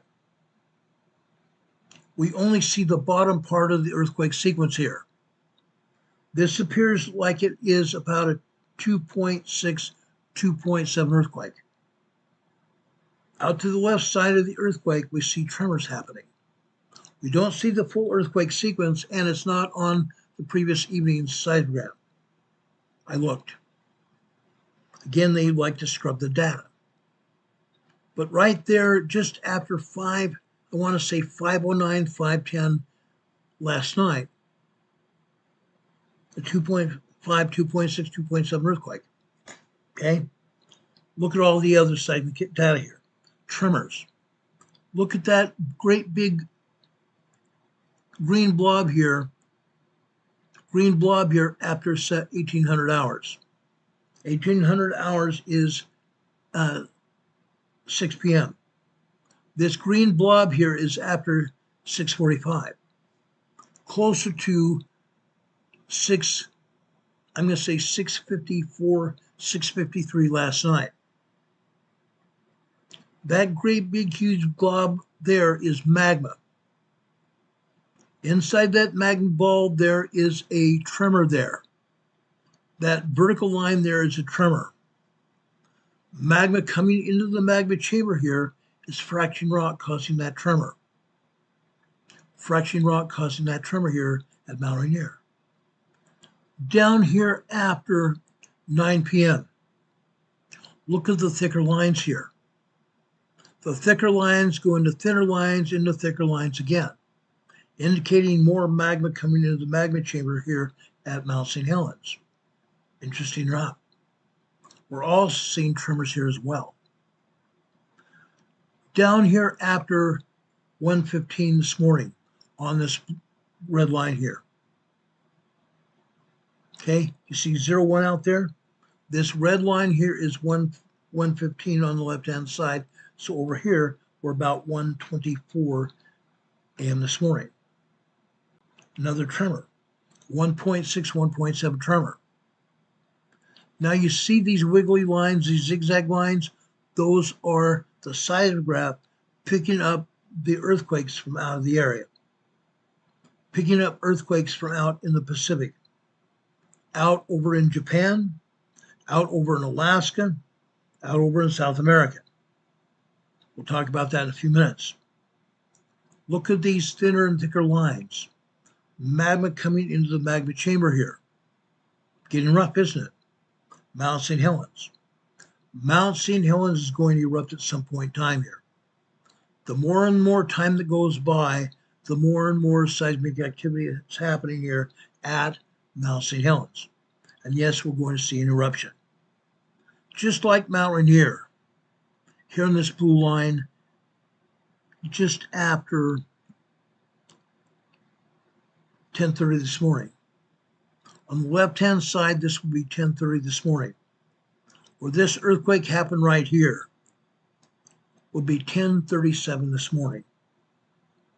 This, folks, is a 3.0 earthquake. A 3.0 earthquake. That triangle out to the right is a secondary wave. That secondary wave is another 45 seconds, which means that me calling this a 3.0 earthquake is just that. It is a 3.0 small earthquake. Mount St. Helens, Mount Rainier, Glacier Peak, Constitution, and Mount Baker are all having 3.0 earthquakes. Not just one, but many. Not just one, but many. If I was to show you Mount Baker or Constitution, it probably wouldn't show all the earthquakes. Why? Because they scrub them off. They scrub them off. They scrub the data. But that's what's happening here. You can see these earthquakes here. You can also see the magma coming into the magma chamber. You can also see the other tremors going on here. Now, folks, they scrub the data. I don't believe this is the only earthquake that hit here at Mount St. Helens. I know it for a fact. I know it for a fact. Let me show you something else here. This is east on Mount St. Helens. Let's look at September lobe. September lobe. Each of these seismographs are labeled differently. This is a September lobe seismograph. This is also sitting up on the top of the volcano. They call it September lobe because it's a spindly leg seismograph. It's sitting on steel legs just up on top of the volcano. In this case, look at the earthquakes hitting here. Up at the top was last night, The black top line is 5 p.m. last night, Pacific time. We dropped down here to 7:30. 1900, you see a black line here on the left-hand side, that's 7 p.m. The blue line here is 7:31. This earthquake happened at 7:31 p.m. last night. 2.8, 2.9 earthquake by a size, only by a size. But look out to the right side of that primary wave. That's a secondary wave. Again, it goes out about 45 seconds, which means this may have been a 3.0 earthquake. This may have been closer to a 3.0 small earthquake. Not just a 2.8, 2.9, but a 3.0 earthquake. Now you can see these other horizontal lines.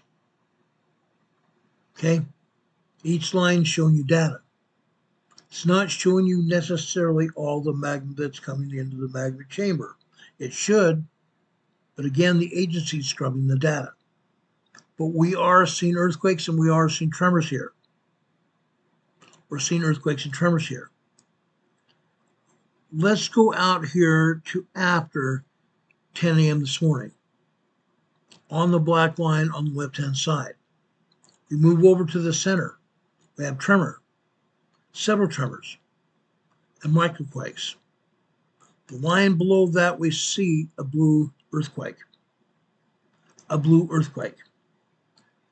This was 10:36 a.m. this morning. 2.7, 2.8 earthquake. 2.7, 2.8 earthquake. And right after another. Between both those earthquakes, we see the seismic energy dwindle, going back down to tremors and maybe a minor earthquake, 2.0. Then it goes right back up to at least a 2.5 earthquake. Then we also see another triangle out to the right, a secondary wave. That's telling us the size of these earthquakes. 2.8, 2.9, possibly even a 3.0 earthquake. And then a 2.5, 2.6, maybe a 2.7 minor earthquake after that. Now we drop down to the next red line. This next red line would be approximately 11:15 this morning on the left-hand side. Over on this end here, this is approximately 11:17. Actually, no. I'm sorry, I'm wrong. This would be 10:28. Yeah, 10:28 a.m. this morning. 2.7, 2.8 earthquake. We don't see the top line necessarily. It was covered up possibly by a tremor above that. But sometimes the stylus on these seismographs don't record everything.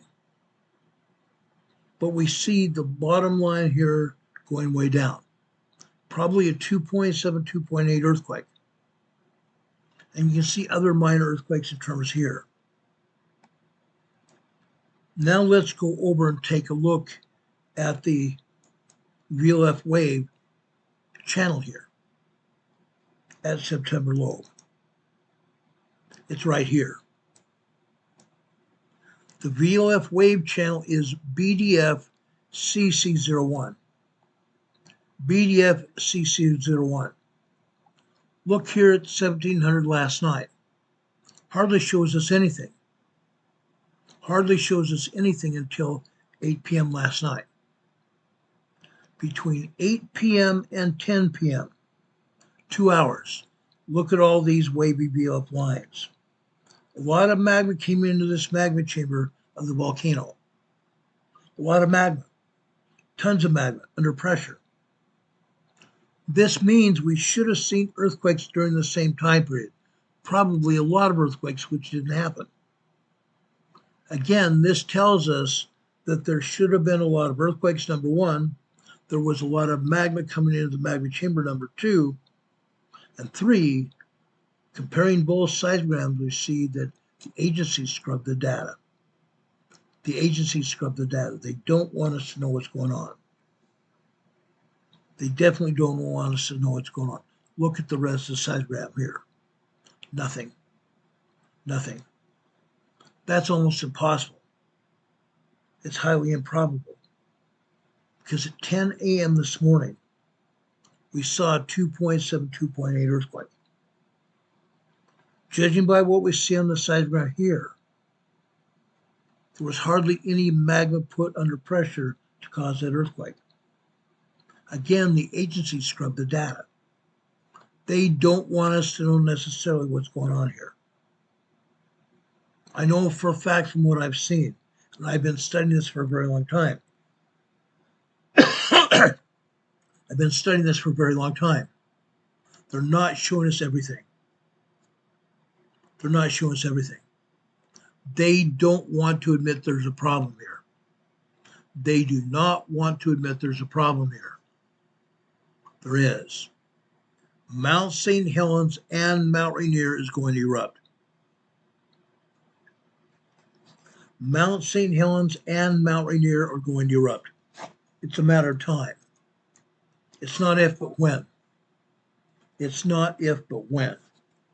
I guarantee you, Mount St. Helens is going to erupt at some point in time. Okay?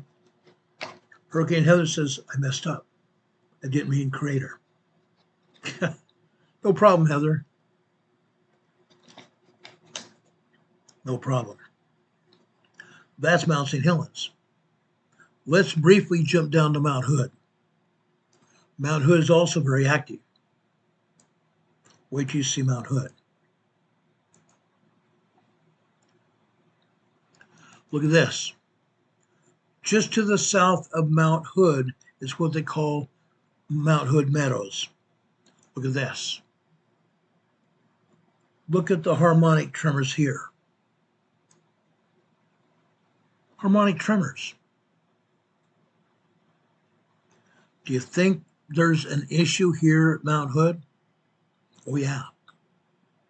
There is a lot of magma coming into Mount Hood, and the magma is causing those harmonic tremors, passing over the volcanic rock inside the chamber, causing these harmonic tremors to develop. Let's go over to Studebaker Ridge to the north side of Mount St. Helens. Look at this. Look what we're seeing here. Plenty of magma coming into the magma chamber, number one. Yes, we see thinner lines, we see thicker lines, but not a lot. Except after 2300 hours. Between, say, 2230, 2340, or 2245 to 1 a.m. All of a sudden, we see a lot of magma coming in here to Mount Hood, don't we? A ton here. The vertical lines here are showing you tremors and minor earthquakes hitting here. Tremors and minor earthquakes, especially over here to the right. On that red line especially. Right there, you see a lot of magma coming into the magma chamber, completely covering that part of the seismograph. Completely covering that part of the seismograph here. Now down here, further down here on this black line here. This black line on the left-hand side would be 1 a.m. Down here in the center, this is 1:09, 1:10, 1:11 a.m. this morning. At approximately 1:09, we see a 1.7, 1.8 tremor. After that, we see a 2.0 earthquake, minor earthquake. But then about 30 seconds after that, we see a 2.5 earthquake. 2.5 earthquake. And then we see tremor activity after that. Then we drop down here to approximately 8 a.m. this morning. We still see a lot of magma coming into the magma chamber at 8 a.m. this morning. We see corresponding tremor activity as well. Look at that. This shows us that Studebaker Ridge here at Mount St. Helens is moving hugely, hugely. Let's go back here to Mount Hood. Mount Hood. I showed you Hood Meadows with all the harmonic tremors. Let's move up here to the upper side of the south side of the volcano, Palmer Lift. This is a ski lift here near the summit of Mount Hood. Not quite the summit, but up there. This is the upper side of Mount Hood here, Palmer Lift. Look at all the tremor activity we're having here. Look at all the tremor activity we're having. We also see here after about 4 a.m. this morning on this black line, you see magma coming into the magma chamber. Thicker lines and then getting thinner again. This goes on for just about over an hour. Just over an hour. Then at the bottom of this seismograph, from about 11 a.m. on, well, actually about 10:30 a.m. on, what are these rat-a-tat-tat signals? Guess what they're doing? Guess what they are doing here at Mount Hood? They're tapping into the upper magma chamber of the volcano to harvest steam from the volcano, to bring down out of the volcano magma chambers over to the turbines to generate electricity here in Oregon. That's what we're doing. These rat-a-tat-tat signals are drilling for steam from this volcano. We see this at Palmer Lift. Let's move down to the south lower side of Mount Hood. This would be Timberline seismograph at Government Camp. Timberline seismograph at Government Camp. Look at this. This shows us a lot of magma coming into the magma chamber. These thicker lines. Thicker lines getting thinner and thinner lines getting larger. More and more magma coming into the magma chamber here. Along with that, look up here at the top. Again, this is last night. We have vertical lines here going through the red lines and going through the black lines and also through the blue lines. Look at that. These are tremors. Right here at the top of this seismogram, we see tremors here. Magma going through the magma chamber here of the volcano causing the tremors. Fracturing rock. Fracturing rock inside the volcano causing earth movement. Tremors. Tremors and or earthquakes. Look what happens later this morning after 7 a.m.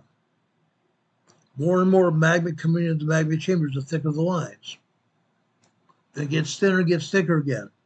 These are called magma pulse signals. Magma pulse signals. Lines getting thicker, lines getting thinner, and getting thicker again. Magma pulse signals. You can also see earthquakes here. These longer vertical lines are earthquakes. Over on the right, over on the left side after 7:15 on the red line. 2.5, 2.6 earthquake. Later on that same line, at approximately 7:18, we're still seeing a 2.5, 2.6 earthquake. After that, approximately 2.4 earthquake on the same line. We drop down to the next red line. More tremors. More tremors here. You see these thicker lines, okay, indicating more magma coming into the magma chambers? And all these vertical lines, earthquakes and tremors, guys. Rock fracturing inside the volcano. That's what's happening here. That's what's happening here. Unreal. Unreal. Just for kicks and giggles, let's hurry and go over Newberry Volcano. Cinder Cone, Cinder Hill, Newberry Volcano. Look at this. We see tremors here. We also see a lot of harmonic tremors here as well. Newberry Volcano is on fire. There is magma coming into Newberry Volcano here. We see vertical lines here as well. These vertical lines indicate a lot of magma coming into the magma chamber, and you also see these vertical lines here. Those are earthquakes. Those are earthquakes. Tremors and earthquakes going through this volcano, hour after hour. Tremors and earthquakes going through this volcano, hour after hour. 2.5, 2.6, 2.7, and even 2.8 earthquakes here.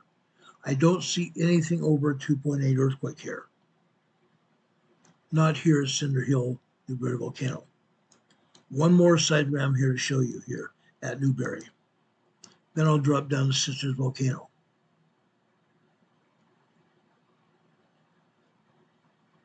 This Newberry crater. Look at here. Yes, we see magma coming into the magma chamber, thicker lines here. You see vertical lines. Up at the top on the blue line on the right-hand side. The left-hand side would be approximately 630 on the left-hand side. Over here on the right. Now we are talking about 6:42, 6:43, 6:44 p.m. last night. These are earthquakes. 2.6, 2.7 earthquakes last night. Quite a bit of a seismic activity here caused by magma coming into the magma chamber, fraction rock inside the magma chamber of this volcano. Look at this. Again, after approximately 1:30 this morning. It starts over on the right-hand side after about 1:12 a.m. this morning.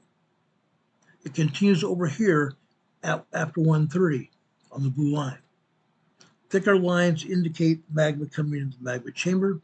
The vertical lines here are tremors and minor earthquakes. Tremors and minor earthquakes. Look what's happening here. Look what's happening down here at the bottom. Now, folks, I pulled this sidegram.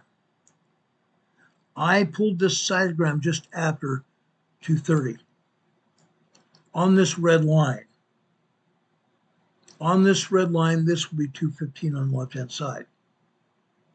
So now we're here just before 2:17 with this earthquake. This starts off with 2.6, 2.7 earthquake. It gets larger. 2.8, 2.9 earthquake. This seismic sequence lasts just over a minute. Then we have a seismic wave, a secondary wave. Starts off with a 2.0 earthquake and goes all the way out for 1, 2, 3, 4, 5, 6, 7, 8, 9, 10, almost 11 minutes. A secondary wave lasting about 9 minutes. Well, guess what? Look back at this red earthquake, this sequence here. Does it look like the top and the bottom of this sequence have been cut off? Yes, the bottom half is. The bottom half is. That means the agency cut it off. This particular sidegram should go from 5 p.m. last night to 4:30 or 4:45 this evening. It didn't last that long. That means the agency cut off this earthquake. They don't want us to know what happened here, which is sad. Newberry crater, we probably had a 3.0, 3.3 earthquake here. Judging how long it happened, how long it lasted, and they've cut it off where they don't want us to see it. Probably at least another 3.0, 3.3 earthquake. Small earthquake. Small earthquake. Why are they cutting it off? Not a big deal. What are they trying to hide? What are they trying to hide? They don't want people to understand that these volcanoes are moving. And these volcanoes are getting to the point where they're going to erupt. Heaven forbid the public understands what's going on. Heaven forbid they see what's happening. Because the public will become very frustrated and angry. And angry. I would. I'm already angry. They are lying through their teeth about what's going on. I'm going to show you two more volcanoes here. This is Sisters Volcano. Look at all these squares and rectangles here. This is trash. All these squares and rectangles are what they call artifact, trash. Nothing but trash.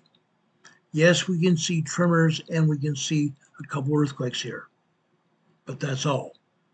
All the other symbols here are trash, abstract. They call it abstract.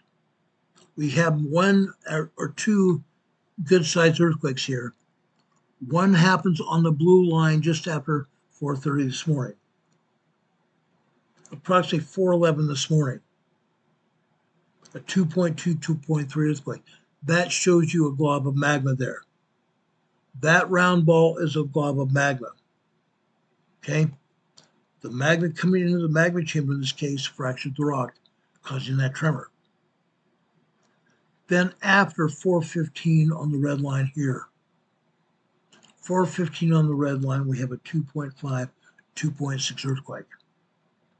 2.5, 2.6 earthquake. Again, we see a glob of magma here. We have to pay attention. That glob of magma is also part of the secondary wave. No, it didn't last more than 5 or 10 seconds.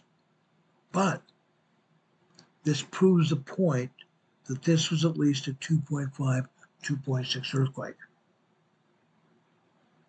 Okay?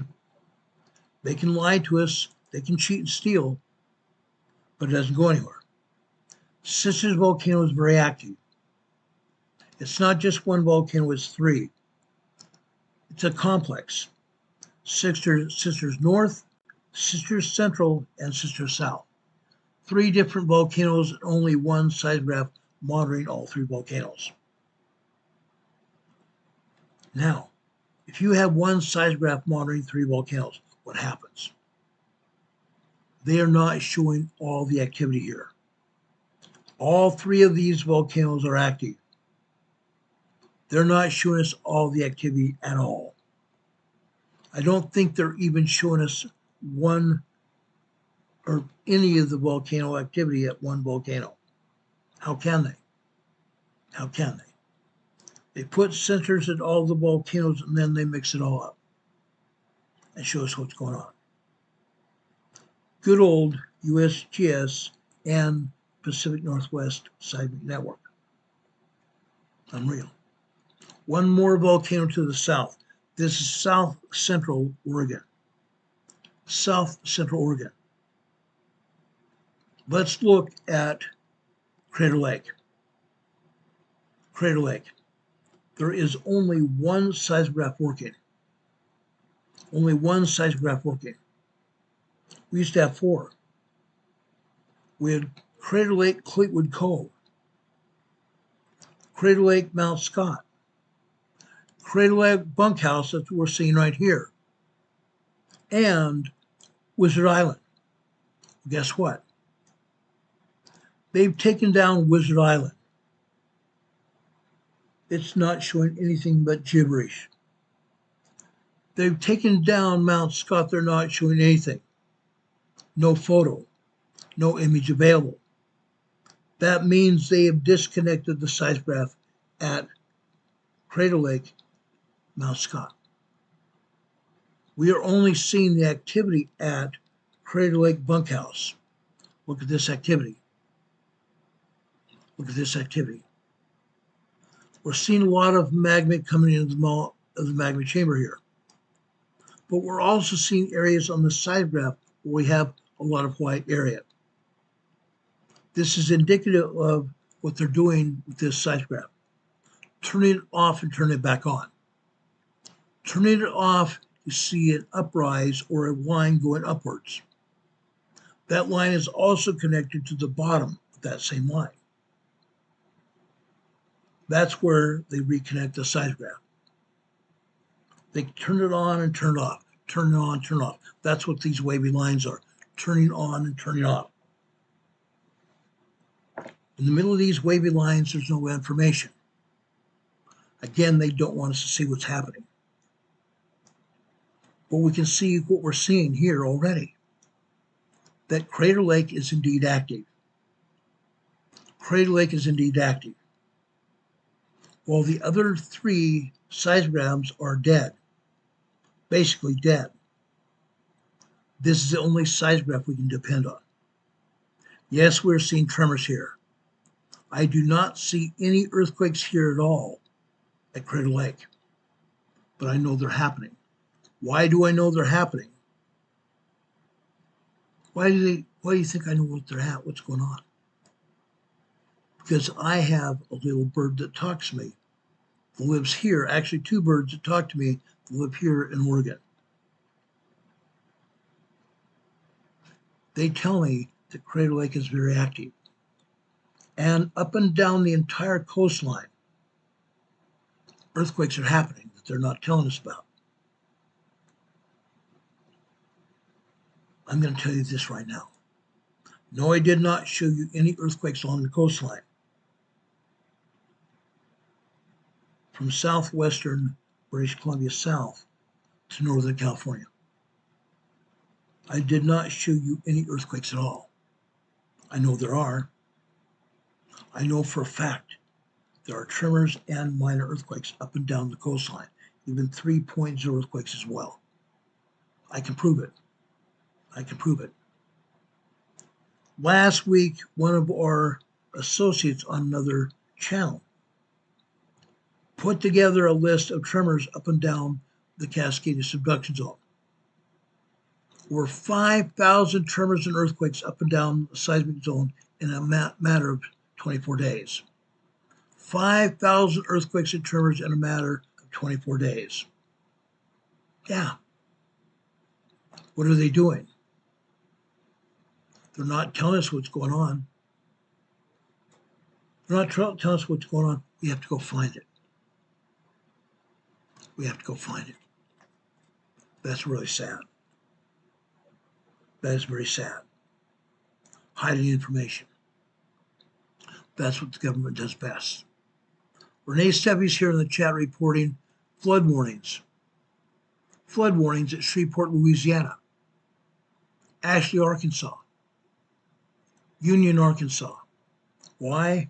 Heavy warning, heavy rain, thunderstorms and flooding.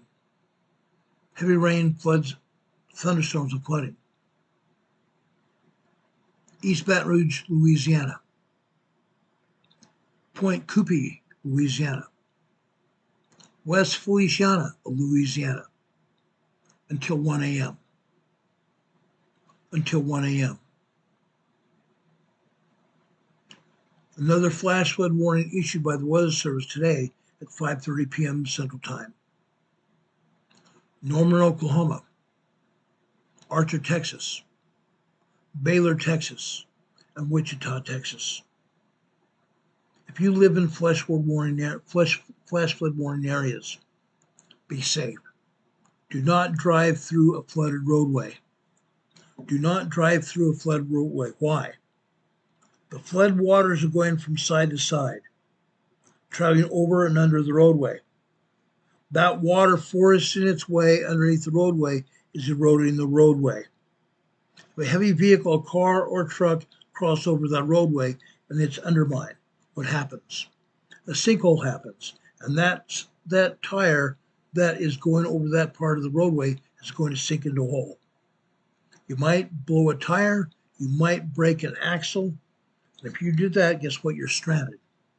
Stranded. Do not fly or drive through a flooded roadway. Worse. 12 inches of water can float a car. 12 inches of water can float a car. Don't drive through it. If you drive through it, you take the chance of having your car swept downstream. If you walk through it, 6 inches of water can float a human, knock you down, knock you down. If that happens, you're going to be swept downstream and you may end up losing your life. Don't do it.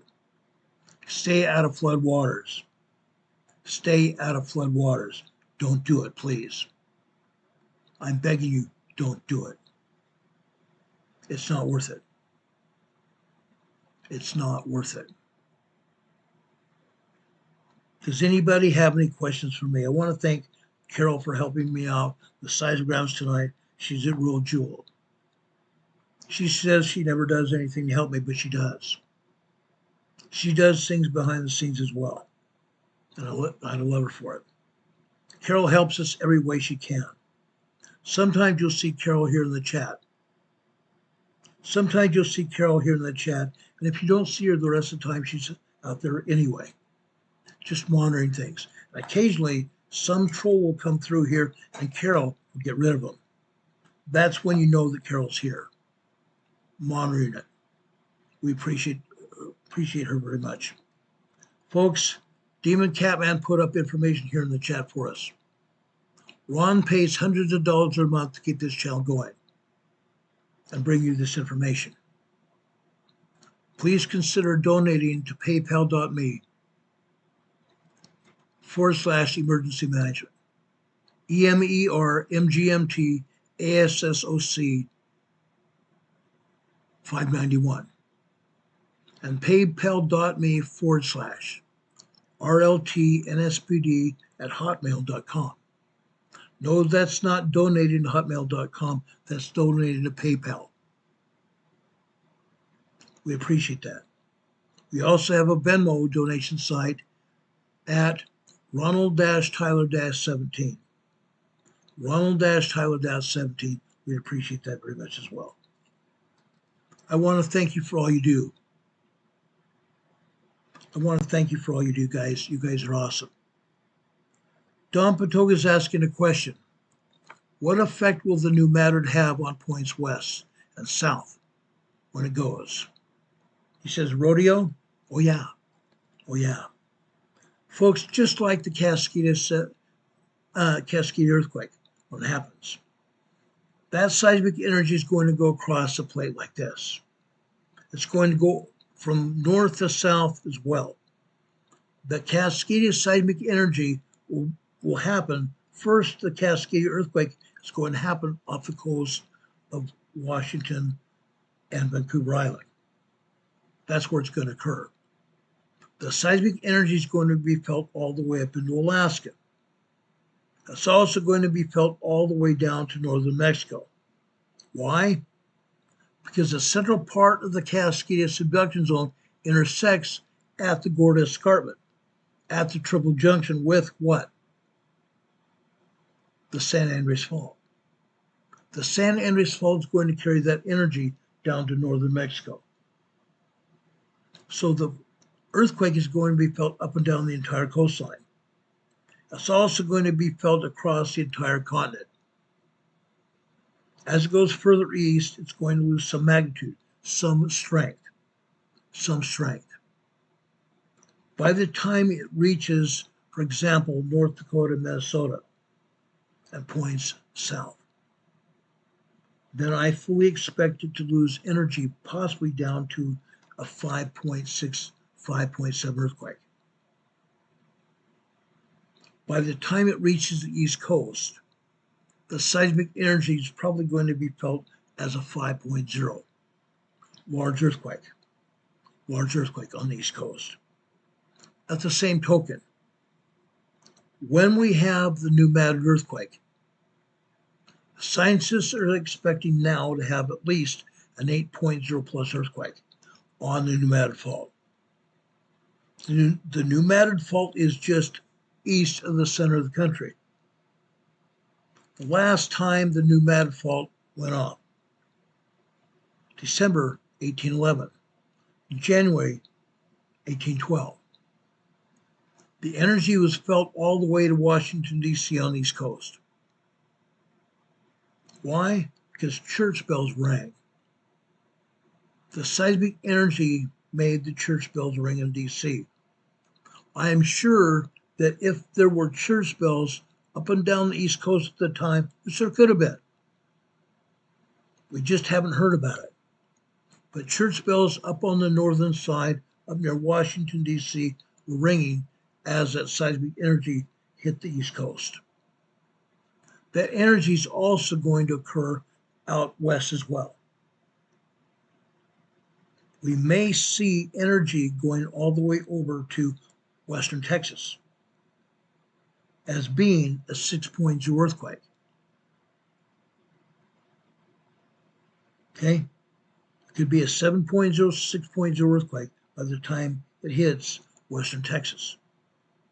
When it gets further to the west, we may see a 5.0 earthquake on the west coast as a result of the new matter fault, as a result of the new matter earthquake hitting. Now, do I know that for sure? No, I don't know exacts, but I know that that earthquake is going to hit. And the earth is going to ring like a bell. The entire earth is going to ring like a bell. I promise you that. I promise you that. It's going to happen. Tom Toga is asking the question, what should or do we prepare for? What should we prepare for? What should we do to prepare? We've been talking about that a lot, haven't we? A lot. Tomorrow night, we're going to specifically talk about emergency preparedness. I'm going to take some of the information that you gave me last week and put together a talk here. Put together information so you'll be able to be prepared. We talked a lot about winds. We talked about tornadoes. We talked about flooding. We talked about a lot. That's because we want you to be prepared. We've seen what's going on. Folks, we're about to enter hurricane season. We're about to hit hurricane season. I want to talk about hurricanes as well. What do we need to prepare for hurricanes? Let's talk about that tomorrow night as well. Okay? Renee Steppe issued her last flood warning coming out of the National Weather Service at Little Rock, Arkansas, for Jackson, Arkansas, and Woodruff, Arkansas as well. Thunderstorm activity bringing heavy rain and flooding. Be aware of these areas, guys. Be aware of these areas. If you need to evacuate the areas, do it. Get out of the area. If you need to shelter in place, not go anywhere, do it. Stay there. Stay there. If you are getting an emergency evacuation notice, evacuate. Don't ask any more questions. Get out. Take your preparedness kit, take your emergency preparedness plan, and leave. Get your family, your animals, and leave. Don't stay there. Don't ever let me catch you tying up a dog in a kennel or any other animal in a kennel. Ever. Allowing them to die in the floodwaters. I never ever want to see that again. I saw that in Hurricane Katrina. It made me cry. Made me angry. Made me angry. Seeing Coast Guard personnel in a raft rescuing animals that have been tied up in kennels. Treading water for who knows how long. Without food. Floodwaters carrying diseases, bacteria. Don't do it. Don't do it.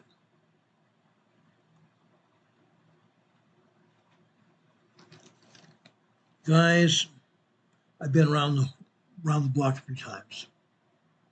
I know what's going on. Juby Joe says everyone's going to hit the road. Possibly. Possibly. I want to leave you with a spiritual thought here.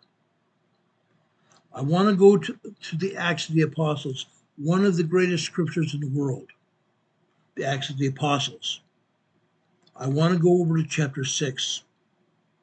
I'm going to start with verse 2. I actually want to start with verse 1. And in those days when the number of disciples was multiplied, there arose a murmuring of the Grecians against the Hebrews, because their widows were neglected in the daily administration. Then the 12 called the multitude of the disciples unto them, and said, It is not reason that we should leave the word of the Lord and serve tables. Wherefore, brethren. Now I know Apostle Paul was talking to people here, but I believe the Apostle Paul is talking to each one of us. He's not just talking to the man, he's talking to the woman as well. Doesn't matter whether he says brother or not, it includes the sister as well. Or the sisters, I should say. I just made it funny there. Wherefore, brethren, look ye out among you 7 men of honest report, full of the Holy Ghost and wisdom, whom we may appoint over this business.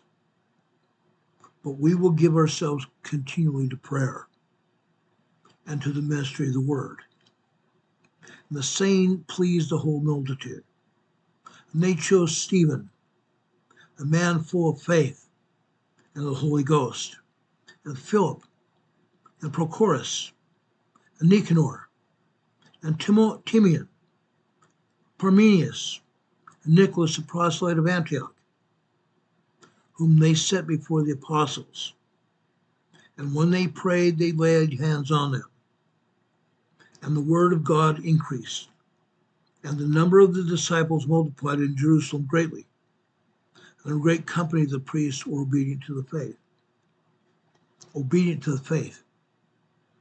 Brothers and sisters, I'm asking you, are you prepared to have one of the apostles of Jesus Christ anoint you? Are you prepared to be a disciple of Jesus Christ? I would hope that you already are. I would hope that each one of us are disciples of Jesus Christ, going out and helping our brothers and sisters across this world, across this great lands of ours. Brothers and sisters, we are called to work. We are called to work. Brothers and sisters, the scriptures tell us, where the Lord is given much, much is expected. Each one of us is expected to help. Each one of us is expected to help carry the cross. Each one of us is expected to help each other, our neighbors, our friends, and lift them up. Where much is given, much is expected. I ask each one of you to pray and ask the Lord what he would have you do. Ask the Lord this night what he would have you do, and then follow it. Follow it. Once the Lord talks to you, follow it. Being filled with the Holy Ghost, follow that lead that the Holy Ghost gives you. I know that you will be blessed for it. I know that you will be blessed for it. Don Patoka said something in the chat here. Stand for something. Know your God. Know your God. Be resolute. Be resolute spiritually, psychologically, and physically. Be resolute for what the Lord has for you to do. Follow his counsel. Follow his counsel. Let the Holy Ghost guide you and direct you in the paths of righteousness. I ask the Lord to bless you. I ask the Lord to heal you. I ask blessings upon the people that were hurt in San Diego, the people who lost their homes, or at least for the time being can't go back to their homes. God bless you all. May God lift you up in your distress. May God bless the families of the people who lost their lives. Please bless them, Heavenly Father. Watch over them and guide them. Give them the things they need. Give them ministry. Give them love. Each one of us can do the same. Each one of us can do the same. May God be with you this day and always.